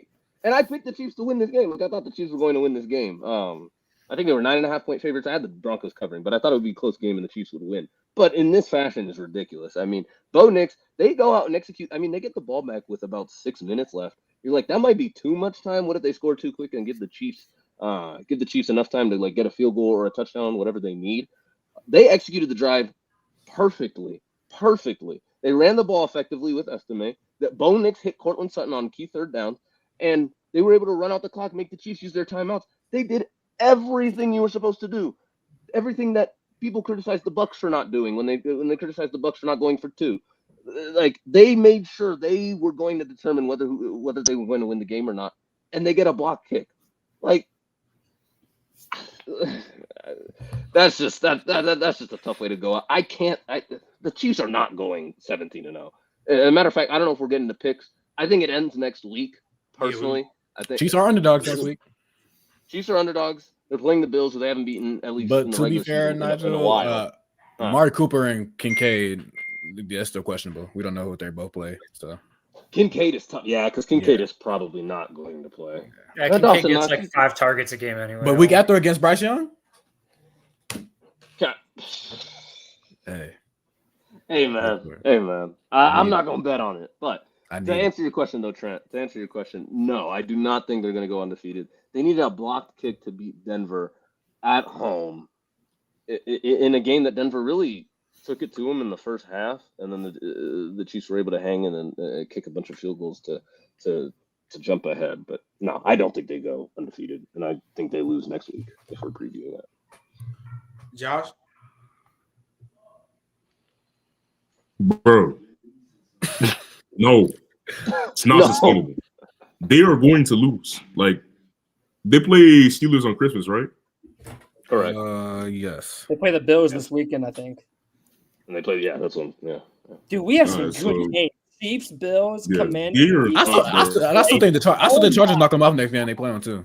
We got some. They're going to lose one division game for sure. I think the Chargers knock them And off. then- The Chargers always play on close. And Steelers is just a trap game for them. Well, not really a trap game. Steelers are nice, like, bro. But hey, man, that demon interior, hey, Keanu Benson, Cameron Hayward, they're gonna come to fight. Tell me all that. People keep sleeping, man. Keanu Benson's a dog. Like, especially on don't push some Benson. bucks My on God. Christmas, man. I think Steelers gonna win that game. We'll talk when that comes, but hey, I'll tell you that I told you so. Donnie? What was the question again? Sorry. Can they do the unthinkable? I know you said Can like the Chiefs do the? Why not? Why can't Oh they? my God. Why can't they? Why can't Patrick Mahomes do more He's already done unthinkable things. Why can't he Why do you more? saying Patrick Mahomes? It's the Chiefs, not Patrick Mahomes. Don't ever say that ever. Either way, Sorry. either way, why can't we've seen the Chiefs do unthinkable things? Why can't they do it again? Why not? Why not? Because like 7 of their games have been within 7 points. Trust, okay? Oh No, No, that's not. We were just talking about sustainability. That's not sustainable. For real though, no, I still don't think it's gonna happen. I am gonna boost their chance though, because before I said 10%, I'm gonna bump it up to about, let's say 15%. I'll bump it up to 15%. I think they're plus 800. I don't know what that is in percentage. They're plus 800 Well, that's right now. that's something I might bet on, if I'm being honest. Hey, if you want to give your money to FanDuel or DraftKings or wherever you bet, go ahead. Hey, Tegan told me I was giving my money away to FanDuel with Ashton Jean T. Heisman.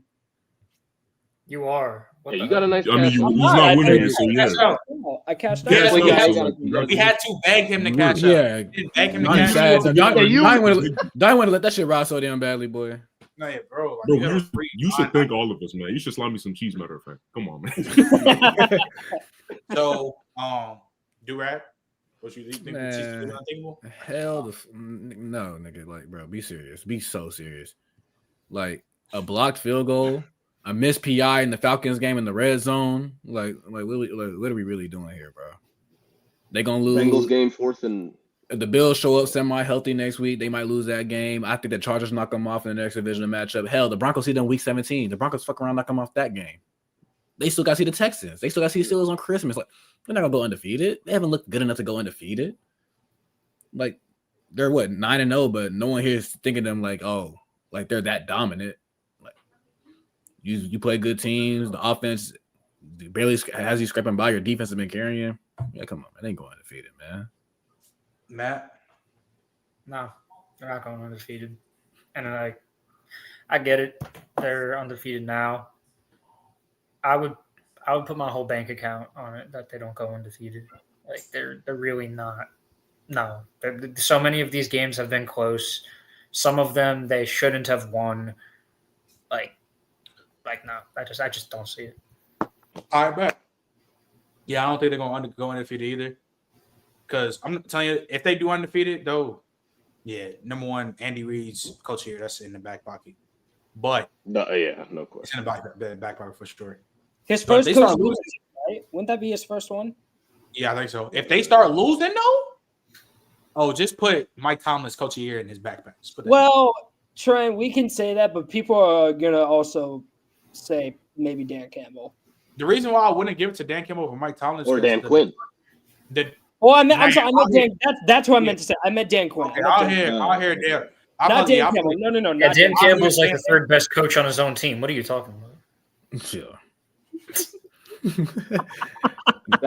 You're. I like it. I like. No. Ben Johnson, yes. Aaron Glenn, no. Oh, speaking of, I'm glad y'all brought that up. I like it. When we gonna start having that conversation about Cliff Kingsbury though, Donnie? He's gonna be a head coach again. I've already given him his props. He's been great as an OC. Just keep again. him away from the head coaching job, and then we're good. Yeah. No. If you guys want to hire him as your head coach, go ahead. I don't want that. No, we good. We saw what he did at Texas Tech, but I mean, hey, he's still a great play caller, and you can't deny that. Yeah, I mean that one season. There has not been 5 of these this year. I don't know if this is true. I think Trent, you might know this. Wasn't it 2016 when Mahomes had all those yards? 2016. Did 4 guys have 1,000 yards that year? Yeah, bro. Who was it? Was that Jakeem Grant? The Oklahoma game, he literally almost passed it. He was like 12 passing steps away from passing the ball 100 times. Kiki QT was there. I don't know who the other guys were. I'm checking right now. This should be. They went 5-7, by the way, and Mahomes threw for 5,000 yards and 41 TDs. Hold on. QT. I don't think Jakeem Grant was there. I think he was in the league. Okay, no, that wasn't. Was it 2015? I'm thinking of. It was 2016. It was 2016, wasn't it? Oklahoma. No, Texas, I guess I was wrong. 2015, that was DeAndre Washington's year, and also Jakeem Grant. Oh, yeah. Dude, they both combined for 3,200. Holy cow! All right, but let's get into these, predictions before we head out. Start with you, Nigel. Thursday night, Philly Commanders. Who you got? Straight up, who wins? Who wins? I'm gonna say the Eagles keep it rolling. Yeah, 5 in a row, most of which have been dominant. The Jaguars game was a little iffy. I know they had some calls not go their way. But yeah, mostly dominant throughout this stretch. The Commanders, this is a tough defense to go against at this time. Like the Eagles defense. Their young players have been good. Their front seven has improved. So this will be a test for Jaden Daniels. I don't think he'll necessarily play bad. I don't really see that. But I think the Eagles keep it with the running game going. So yeah, I'd pick them to win. Not comfortably. I think it'll be a close game, but I'd put my money on the Eagles. Josh? I mean, if Marshawn plays, cool. But you're still gonna have BSJ guarding Devontae Smith. He's going for 200, bro. I'm taking the Eagles. Donnie. I think the Commanders' lack of a second option is what's going to get them killed in the second half of the season. I like Zach.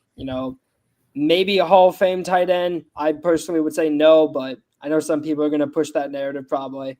You have Luke McCaffrey, who I like, but he's not a number 2 option. And then Noah Brown. Their lack of a second option is going to get them killed behind Terry. So give me the Eagles to win and cover. It's 3.5. So I'm about to say they're covering that spread. You right? Yeah, Sunday and Donnie said the Eagles. They just got too much firepower. The defense has been hot. The Commanders' lack of a second option. That's what's going to hurt them. AJ Brown. I don't care. Hey, Marshall Lattimore, you nice? You're not nice enough. Smitty. Yeah, we know he about to do the BSJ. For AJ Brown, no, he's not nice enough for that. And who y'all call him BSJ? I ain't know we start giving bums nicknames, but Marshall's not going to play actually, so I was wrong. So yeah, AJ Brown smashed it over. Yeah, Eagles. I ain't gonna lie. I'd say Devontae Smith. This might be this might be BTA. They're gonna St. Juice is a big guy. They're gonna put him on. Hey, this game might be on BTA watch. I'll tell you that right now. But I'm definitely taking the Eagles to cover spread. Yeah, I'm not going. Another Commander's gonna win. You know that dude right, Dave Curse is real. So yeah, I'm not going. Noted. He just ruined it for me. I'm not even trolling. He just ruined it for me. Noted. The way I'm gonna believe the curse is real is if Arizona wins the division, but that's another conversation. That's devil magic. We ain't entertaining that shit. I promise. I'm gonna crash out. Matt, who you got? I got Philly. I don't think it's going to be a blowout. I think they'll win by 7-10 points. I think Jaden Daniels has a good game, kind of like the past 4 weeks, pretty much. Nothing crazy from Jaden. Just regular schmegular game out of him. But it'll be enough for them to at least compete. All right. Next game. Does anybody, even though they just fired the OC, does anybody really think the Bears going to beat the Packers? No. They're going to lose by 40. Yo. By 40. 40. Woo! Minus 40. Packers minus That's it? if you're minus 6 on the road. I don't even know if brother, Green Bay's that going to is- put up that is- 40. That is B to A watch right there. Let me take the Packers. Is it really? Anybody? So we just keep it going. No, now. just keep it going. Just keep it going. Yep. No, I'm Does not anybody there. think the Raiders gonna beat the Dolphins? You see the Raiders? No. Demon No, but Bowers. it's gonna be close. The But they Dolphins. could, I mean, they can. I just don't think they will. That's a mid-off game that we won't be tuning into. Yeah, no, we're not going to be talking about it in a week. But yeah, give me the Dolphins. Give me the Dolphins. Yeah, nobody. Okay, fine. Does anybody think the Patriots are gonna beat the Rams? No troll. Yes. Yeah. Yes. No troll. No troll. Drake Yes. May against that Yes. secondary. Against that secondary, yes. No troll. Drake May going crazy, bro. Against that secondary, no troll. I'm not trolling. Come on. No troll. Oh, I don't know. We don't have Come on, anybody man. nearly as Look, good as number 23 back there. So, Dude, the Rams are a 5-point favorite. Oh, catcher's coming. 5 point. Wow. That's noted. 5-point favorite. That's noted. 5? It's not even that much, given. They've been saying they're going by a touchdown. Hawaiians are 14.5-point favorites against the Jags. Oh God. No, Oh, but God. realistically, Yeah, I think we lose. I think I'm gonna lean Really good. LA. I'm gonna lean LA just because of Stafford and friends. So I'll lean LA. Like Drake May and Stafford with some juice. Stafford and friends, excuse me. Well, Stafford And Puka and Cooper Kupp and Kyron Williams is Stafford and friends. Well, no, but you know what I mean. No. Stafford and the Toon Squad. No. Yeah, Stafford I and didn't Friends. say that. Stafford and friends. Stafford and Friends. Okay. So Stafford and friends. Everybody sucks now. Okay. All right. Okay, so this is Like you another playing with Matt. me and Josh. Matt, who you got in this game? This is nasty. Saints or the Browns? At the Saints. At the Saints. It's going to be a tie. I don't want to pick anybody to win this game. Saints or Browns? That is disgusting. I'll lean. I would pick the Saints, but like is this in New Orleans? I'm the only reason I'm picking Browns is because I still need Saints 3-14 to kick in. So I'll go Browns. Wait, hold on. Is this in New Orleans? Yes, it is. Yes. Ain't gonna lie. Come on, my nigga Jameis Winston, revenge game in New Orleans. Kick him to the curb. Let's go. Come on. All right. I'm with it. Josh, who you got? Man, Browns. I guess like this is such a weird. Like, who's realistically watching this game? None of us, right? Like, no offense. Watching? I That's a want great to question. listen to the Watch this game. game. Like, All right. I don't know how Nick Chubb's been. I think Nick Chubb's been struggling, right? Because Alright. he's still coming back. Okay, so Nacho on you. Baltimore at Steelers. Bro, I don't know who to pick. I believe Baltimore's favored by 3, which is telling. But give me. Yeah, I'm gonna just call my shot. I'm gonna just put my foot on the ground. Give me the Steelers. Give me the Steelers. I think we split this. I think we split this series, and I think realistically the one that I don't really think it's impossible to win in Baltimore, but realistically I think the one that we would win is in Pittsburgh. I think as a team we have been.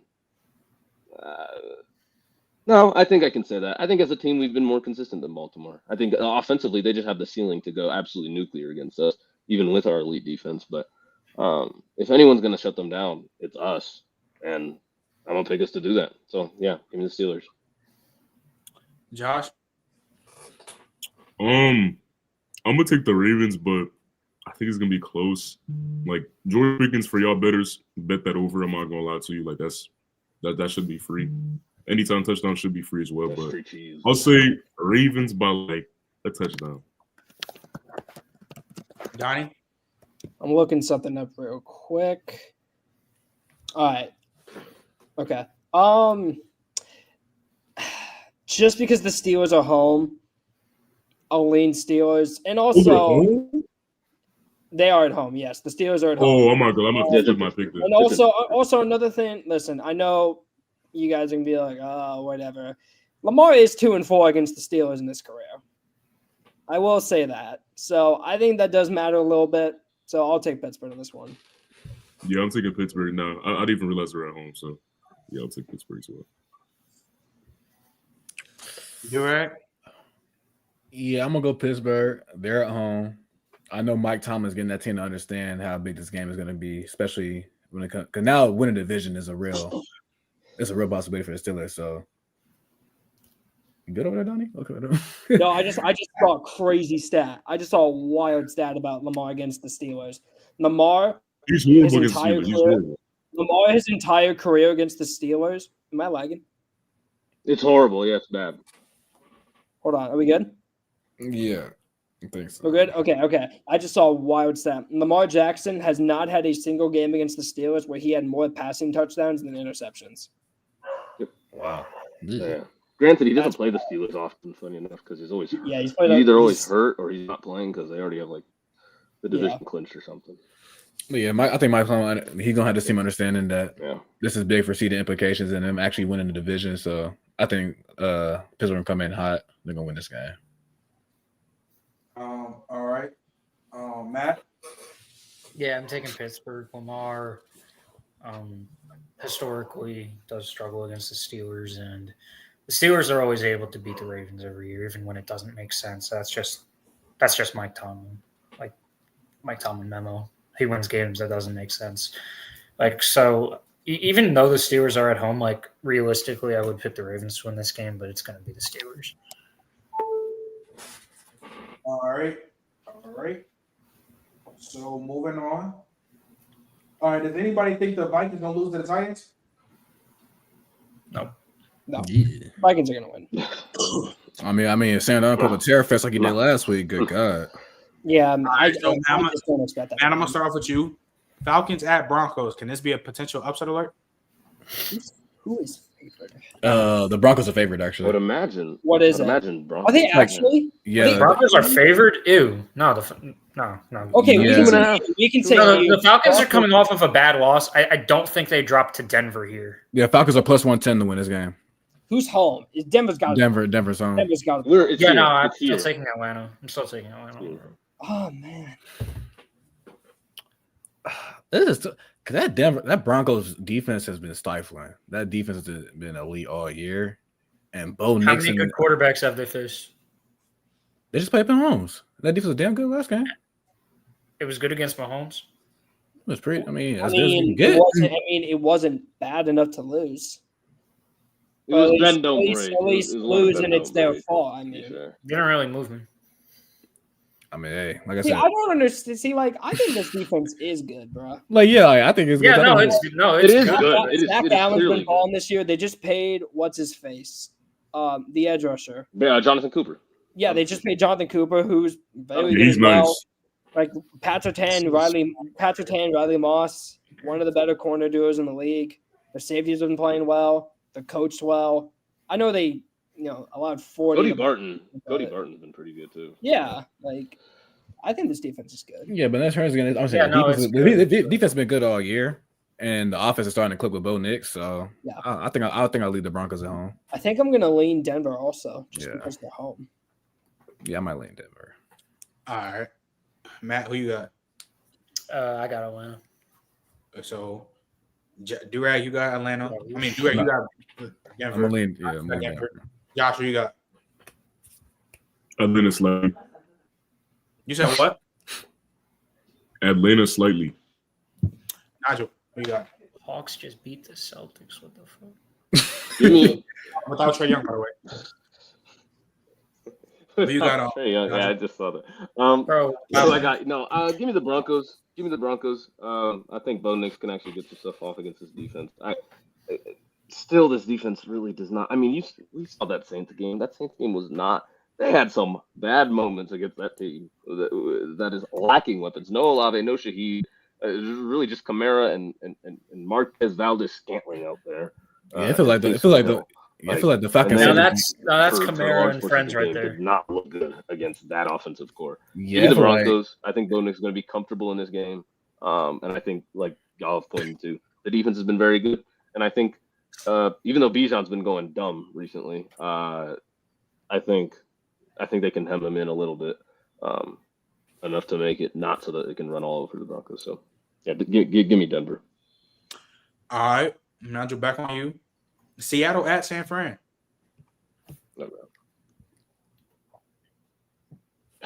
Yeah, I have to take San Fran. I think this is where they jumpstart. I mean, they've had years like this. They had 2021 where they started. I don't know what they started, like 3-5 or something. Yeah, like 3-5. Yeah, made the NFC champ. Yeah, that was still with Jimmy G. 22, they start 3-4. They lose bad to KC.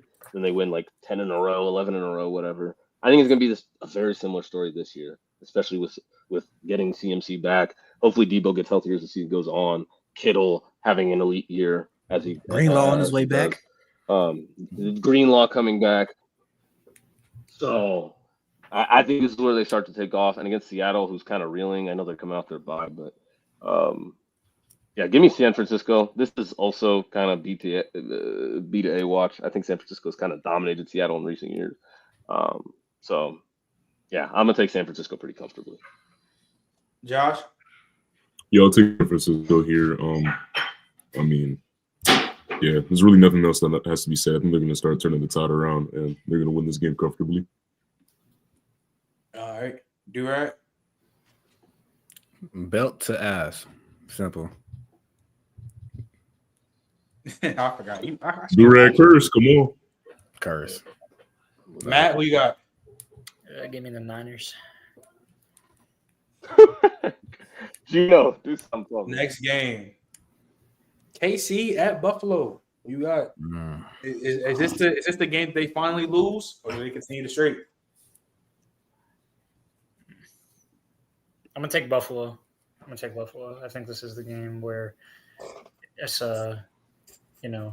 Josh Allen puts his team on his back, does his regular Josh Allen things. And if he does win this game, if he's the one that's able to dethrone the Chiefs, I think that could cancel out Lamar beating him, and we could have more serious talks about him being the MVP this year. But let's wait and see.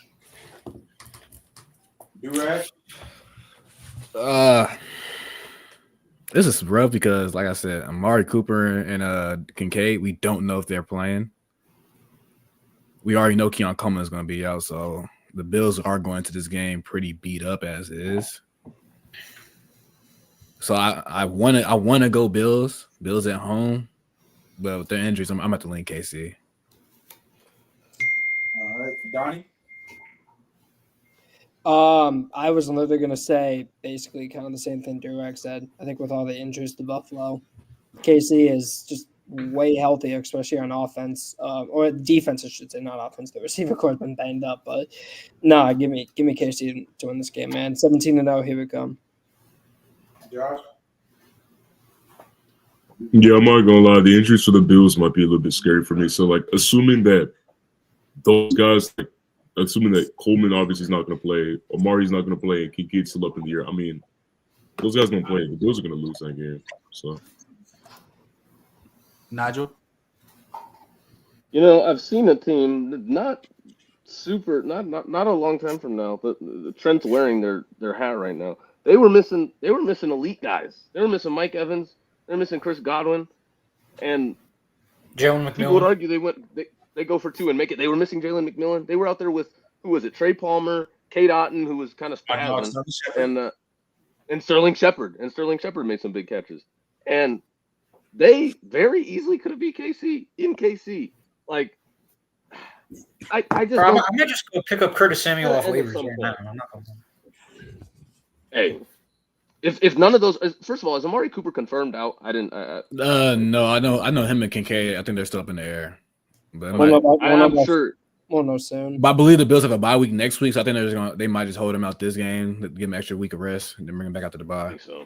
So I think that's what's going to happen. No, I'm still going to take the Bills. I think the Bills have been dominant since their loss to Houston, and even before that, obviously, with some of the easy games that they had to start the season. And the Chiefs, they got to lose eventually. I'm sorry. Like, last week should have been the week, period. Last week should have been the week. The Broncos weren't able to get it done. This time in Buffalo against a team they haven't beaten in the regular season in a while. I think the Bills have won 3 in a row against them. I think they make it 4 in a row even with some of these injuries. Give me Buffalo. All right. So I really hope the NFL flexes that game to Sunday night, by the way. It's too late for it. Now it's back on you. Cincinnati at LA. Chargers. Who you got? Yeah, this. Ooh. Two I completely think the Chargers different are clear. brands of football, by the way. These Yeah, two teams ooh. could not be That's more what I'm saying. Could not be more different. Chargers, heavy ground game, heavy Elite defense. defense, obviously, and then the Bengals just air that thing out all day, every day. Screw a They could be defense. up, they could be trailing. It doesn't matter. Putrid defense, if we're keeping it real. What's this game? The Chargers are slightly favored. The Chargers have clearly been the better team this year. I don't think anybody on this panel would argue against that. But there's a playoff spot open. I know the Broncos could take it, but the Bengals could easily take it too. I think if they want to take it, the time has to start now, especially with losing to the Ravens. So, in sort of an upset, because I do think the Chargers are a better team. Give me the Bengals. Give me the Bengals. I think they come out on top in this one. Matt? It's a tough one. I'm gonna lean towards the Bengals. Like, yeah, that defense hasn't been good this year, but I don't know. I feel like I just have a feeling that Jamar Chase and Joe Burrow are just gonna do their thing again. Donnie? I'm gonna lean LA. Defense has been spectacular. They've had some really good players in the secondary kind of emerge this year. Like, what's his face? Christian Fulton has been baller this year. He's been one of the better corners in the league. He's going to get a nice contract, probably in free agency somewhere, and he deserves it. The D-line's been great. Safety's great. Linebackers have been all right. And they've just been running the ball so well with J.K. Dobbins. Joe Alt's having a good rookie year. Kind of slowed down after a super hot start, but still been good. Sean Slater's been good. I think Herbert has been good also. Like, I know he's getting a lot of slack right now because it's like, where's the numbers? It's like, dude, he's still been very, very good this year. He has less turnovers than Jared Goff coming into last week. There we go. So I'll take the Chargers in this one. I think they're the better coach team. I think they have more talent. I think they have a better defense. I'll take the Chargers. Durag? That's crazy. You don't know who's gonna pick. See, yeah, I'm sure, bro. So sure. Go ahead, bro. Like, yeah, I'm gonna side with Donnie though. This defense has been stifling. That Bengals defense can't stop a cold, so I do think the Chargers, their offense is gonna be same. They're gonna be able to run the ball. And you talk about the stats, Donnie. As a recent, Harbaugh let Herbert air that junk out a little bit more as of late, and he's been just as efficient. No turnover plays. And I know it's Jamar Chase and Joe Burrow, and like after what they did last week, but you're not seeing the Ravens defense. The Chargers defense has been elite all year, so I'm not expecting the same output of what they did last week. I'm gonna go LA. Come on. All right. Durag, actually, okay. This shit is just because how the Jets are playing. It's the Jets at the Colts at the Jets. Who y'all got? Oh my God! Two teams. Give me the Jets. I'll call it. Yeah. Give me the Jets. Why is this game Sunday night? Does anybody think the Colts gonna win? No, it's not. It's no, not. It got flex, Donnie. Wait, what's Sunday night? Bengals Chargers. No, it's not Sunday night. Bengals Chargers Sunday night. Yeah, Bengals Chargers got flexed. Oh, that makes me so much happier. Okay. Yeah, they flexed it last week. They did flex. Yeah, thank God. I did not want to watch. I was not going to. The Chargers Bengals. I was glad. You're not gonna remember Sunday night anyway, Donnie. You're gonna be black. Yeah. Okay. That's for Saturday. We talk about Jared Goff throwing 4 picks. I promise you, Joe Fuck had at least 4 turnover-worthy plays last week. I mean, he threw what, 2 picks, and then 2 picks, and there's 2 I feel like that's a drop in. Like, hey, you got lucky on that one. Flacco's like, give me the Jets. Give me the Jets, I guess. Anybody taking the Colts in this scenario? I'll be different and say the Colts, but I don't care. You don't believe that shit. Don't. I see a pat. Wait. I see a way the Colts can win this game. Yeah, Jonathan Taylor goes. Joe Flacco. Jonathan Taylor, very good. Yeah, the O-line, I mean, we all know how bad the Jets D-line. If Arizona can toss the Jets D-line around, the Colts are going to throw them into space. So they could definitely. If Joe Flacco throws an interception to Sauce Gardner, who we rip apart for not getting turnovers, I'm not gonna lie. Who's the outside corner for Indiana for the Colts? It was Juju Brents. I don't know who else is. Yeah, I ain't gonna lie. I mean, hey, you know, I can't even defend that one. Yeah. We know what that's gonna look like. Ugh. And then the last game on this, does anybody think the Cowboys gonna beat the Texans? Smash the Joe Mixon over. Smash the Joe Mixon anytime touchdown. Smash. Actually, Nico Collins probably don't play. Smash this over. Ain't gonna lie. The Texans gonna put belts to ass because they mad as fuck. They lost last week's game. They about to put belts to ass. Yeah. By the way, I'll just say this real quick. This is the game Houston needs a bounce back game. They just need a game that they can rely on, get a win, feel good about it, get the confidence going. Because losing to the Jets, and then you lost to who did they just lose to? Picks. Mr. 5 picks. Yeah, Detroit. Taylor Goff. The Lions. So, getting a win is going to help out the confidence. So. Side note: Trey Lance is undefeated when he starts against the Texans. By the way. Yeah, I'm so sure. Okay. Listen, I'm telling you, bet the Trey Lance interception. Just I noted. Yeah, give me the tech. This is all right. Bet chat. That's gonna do it. Appreciate everybody that came out for the birthday stream, man. Appreciate Jihad Ward. I appreciate him tapping in with us. Make sure I keep tapping into these streams. We're gonna go live tomorrow, talk about college football. Probably gonna do a mid-season mock draft, so make sure I'm in tune with that. That's gonna be fire. We are gonna be back Friday for real on these playbacks for the film room. Just I've just been busy, so we back on that. And we're gonna keep grinding. 1.6K. Make sure y'all tune into the Xavier McKinney interview I just had last week. Shit was lit. Got more guests coming on the way. And yeah, man, we're gonna catch up. Peace. We out.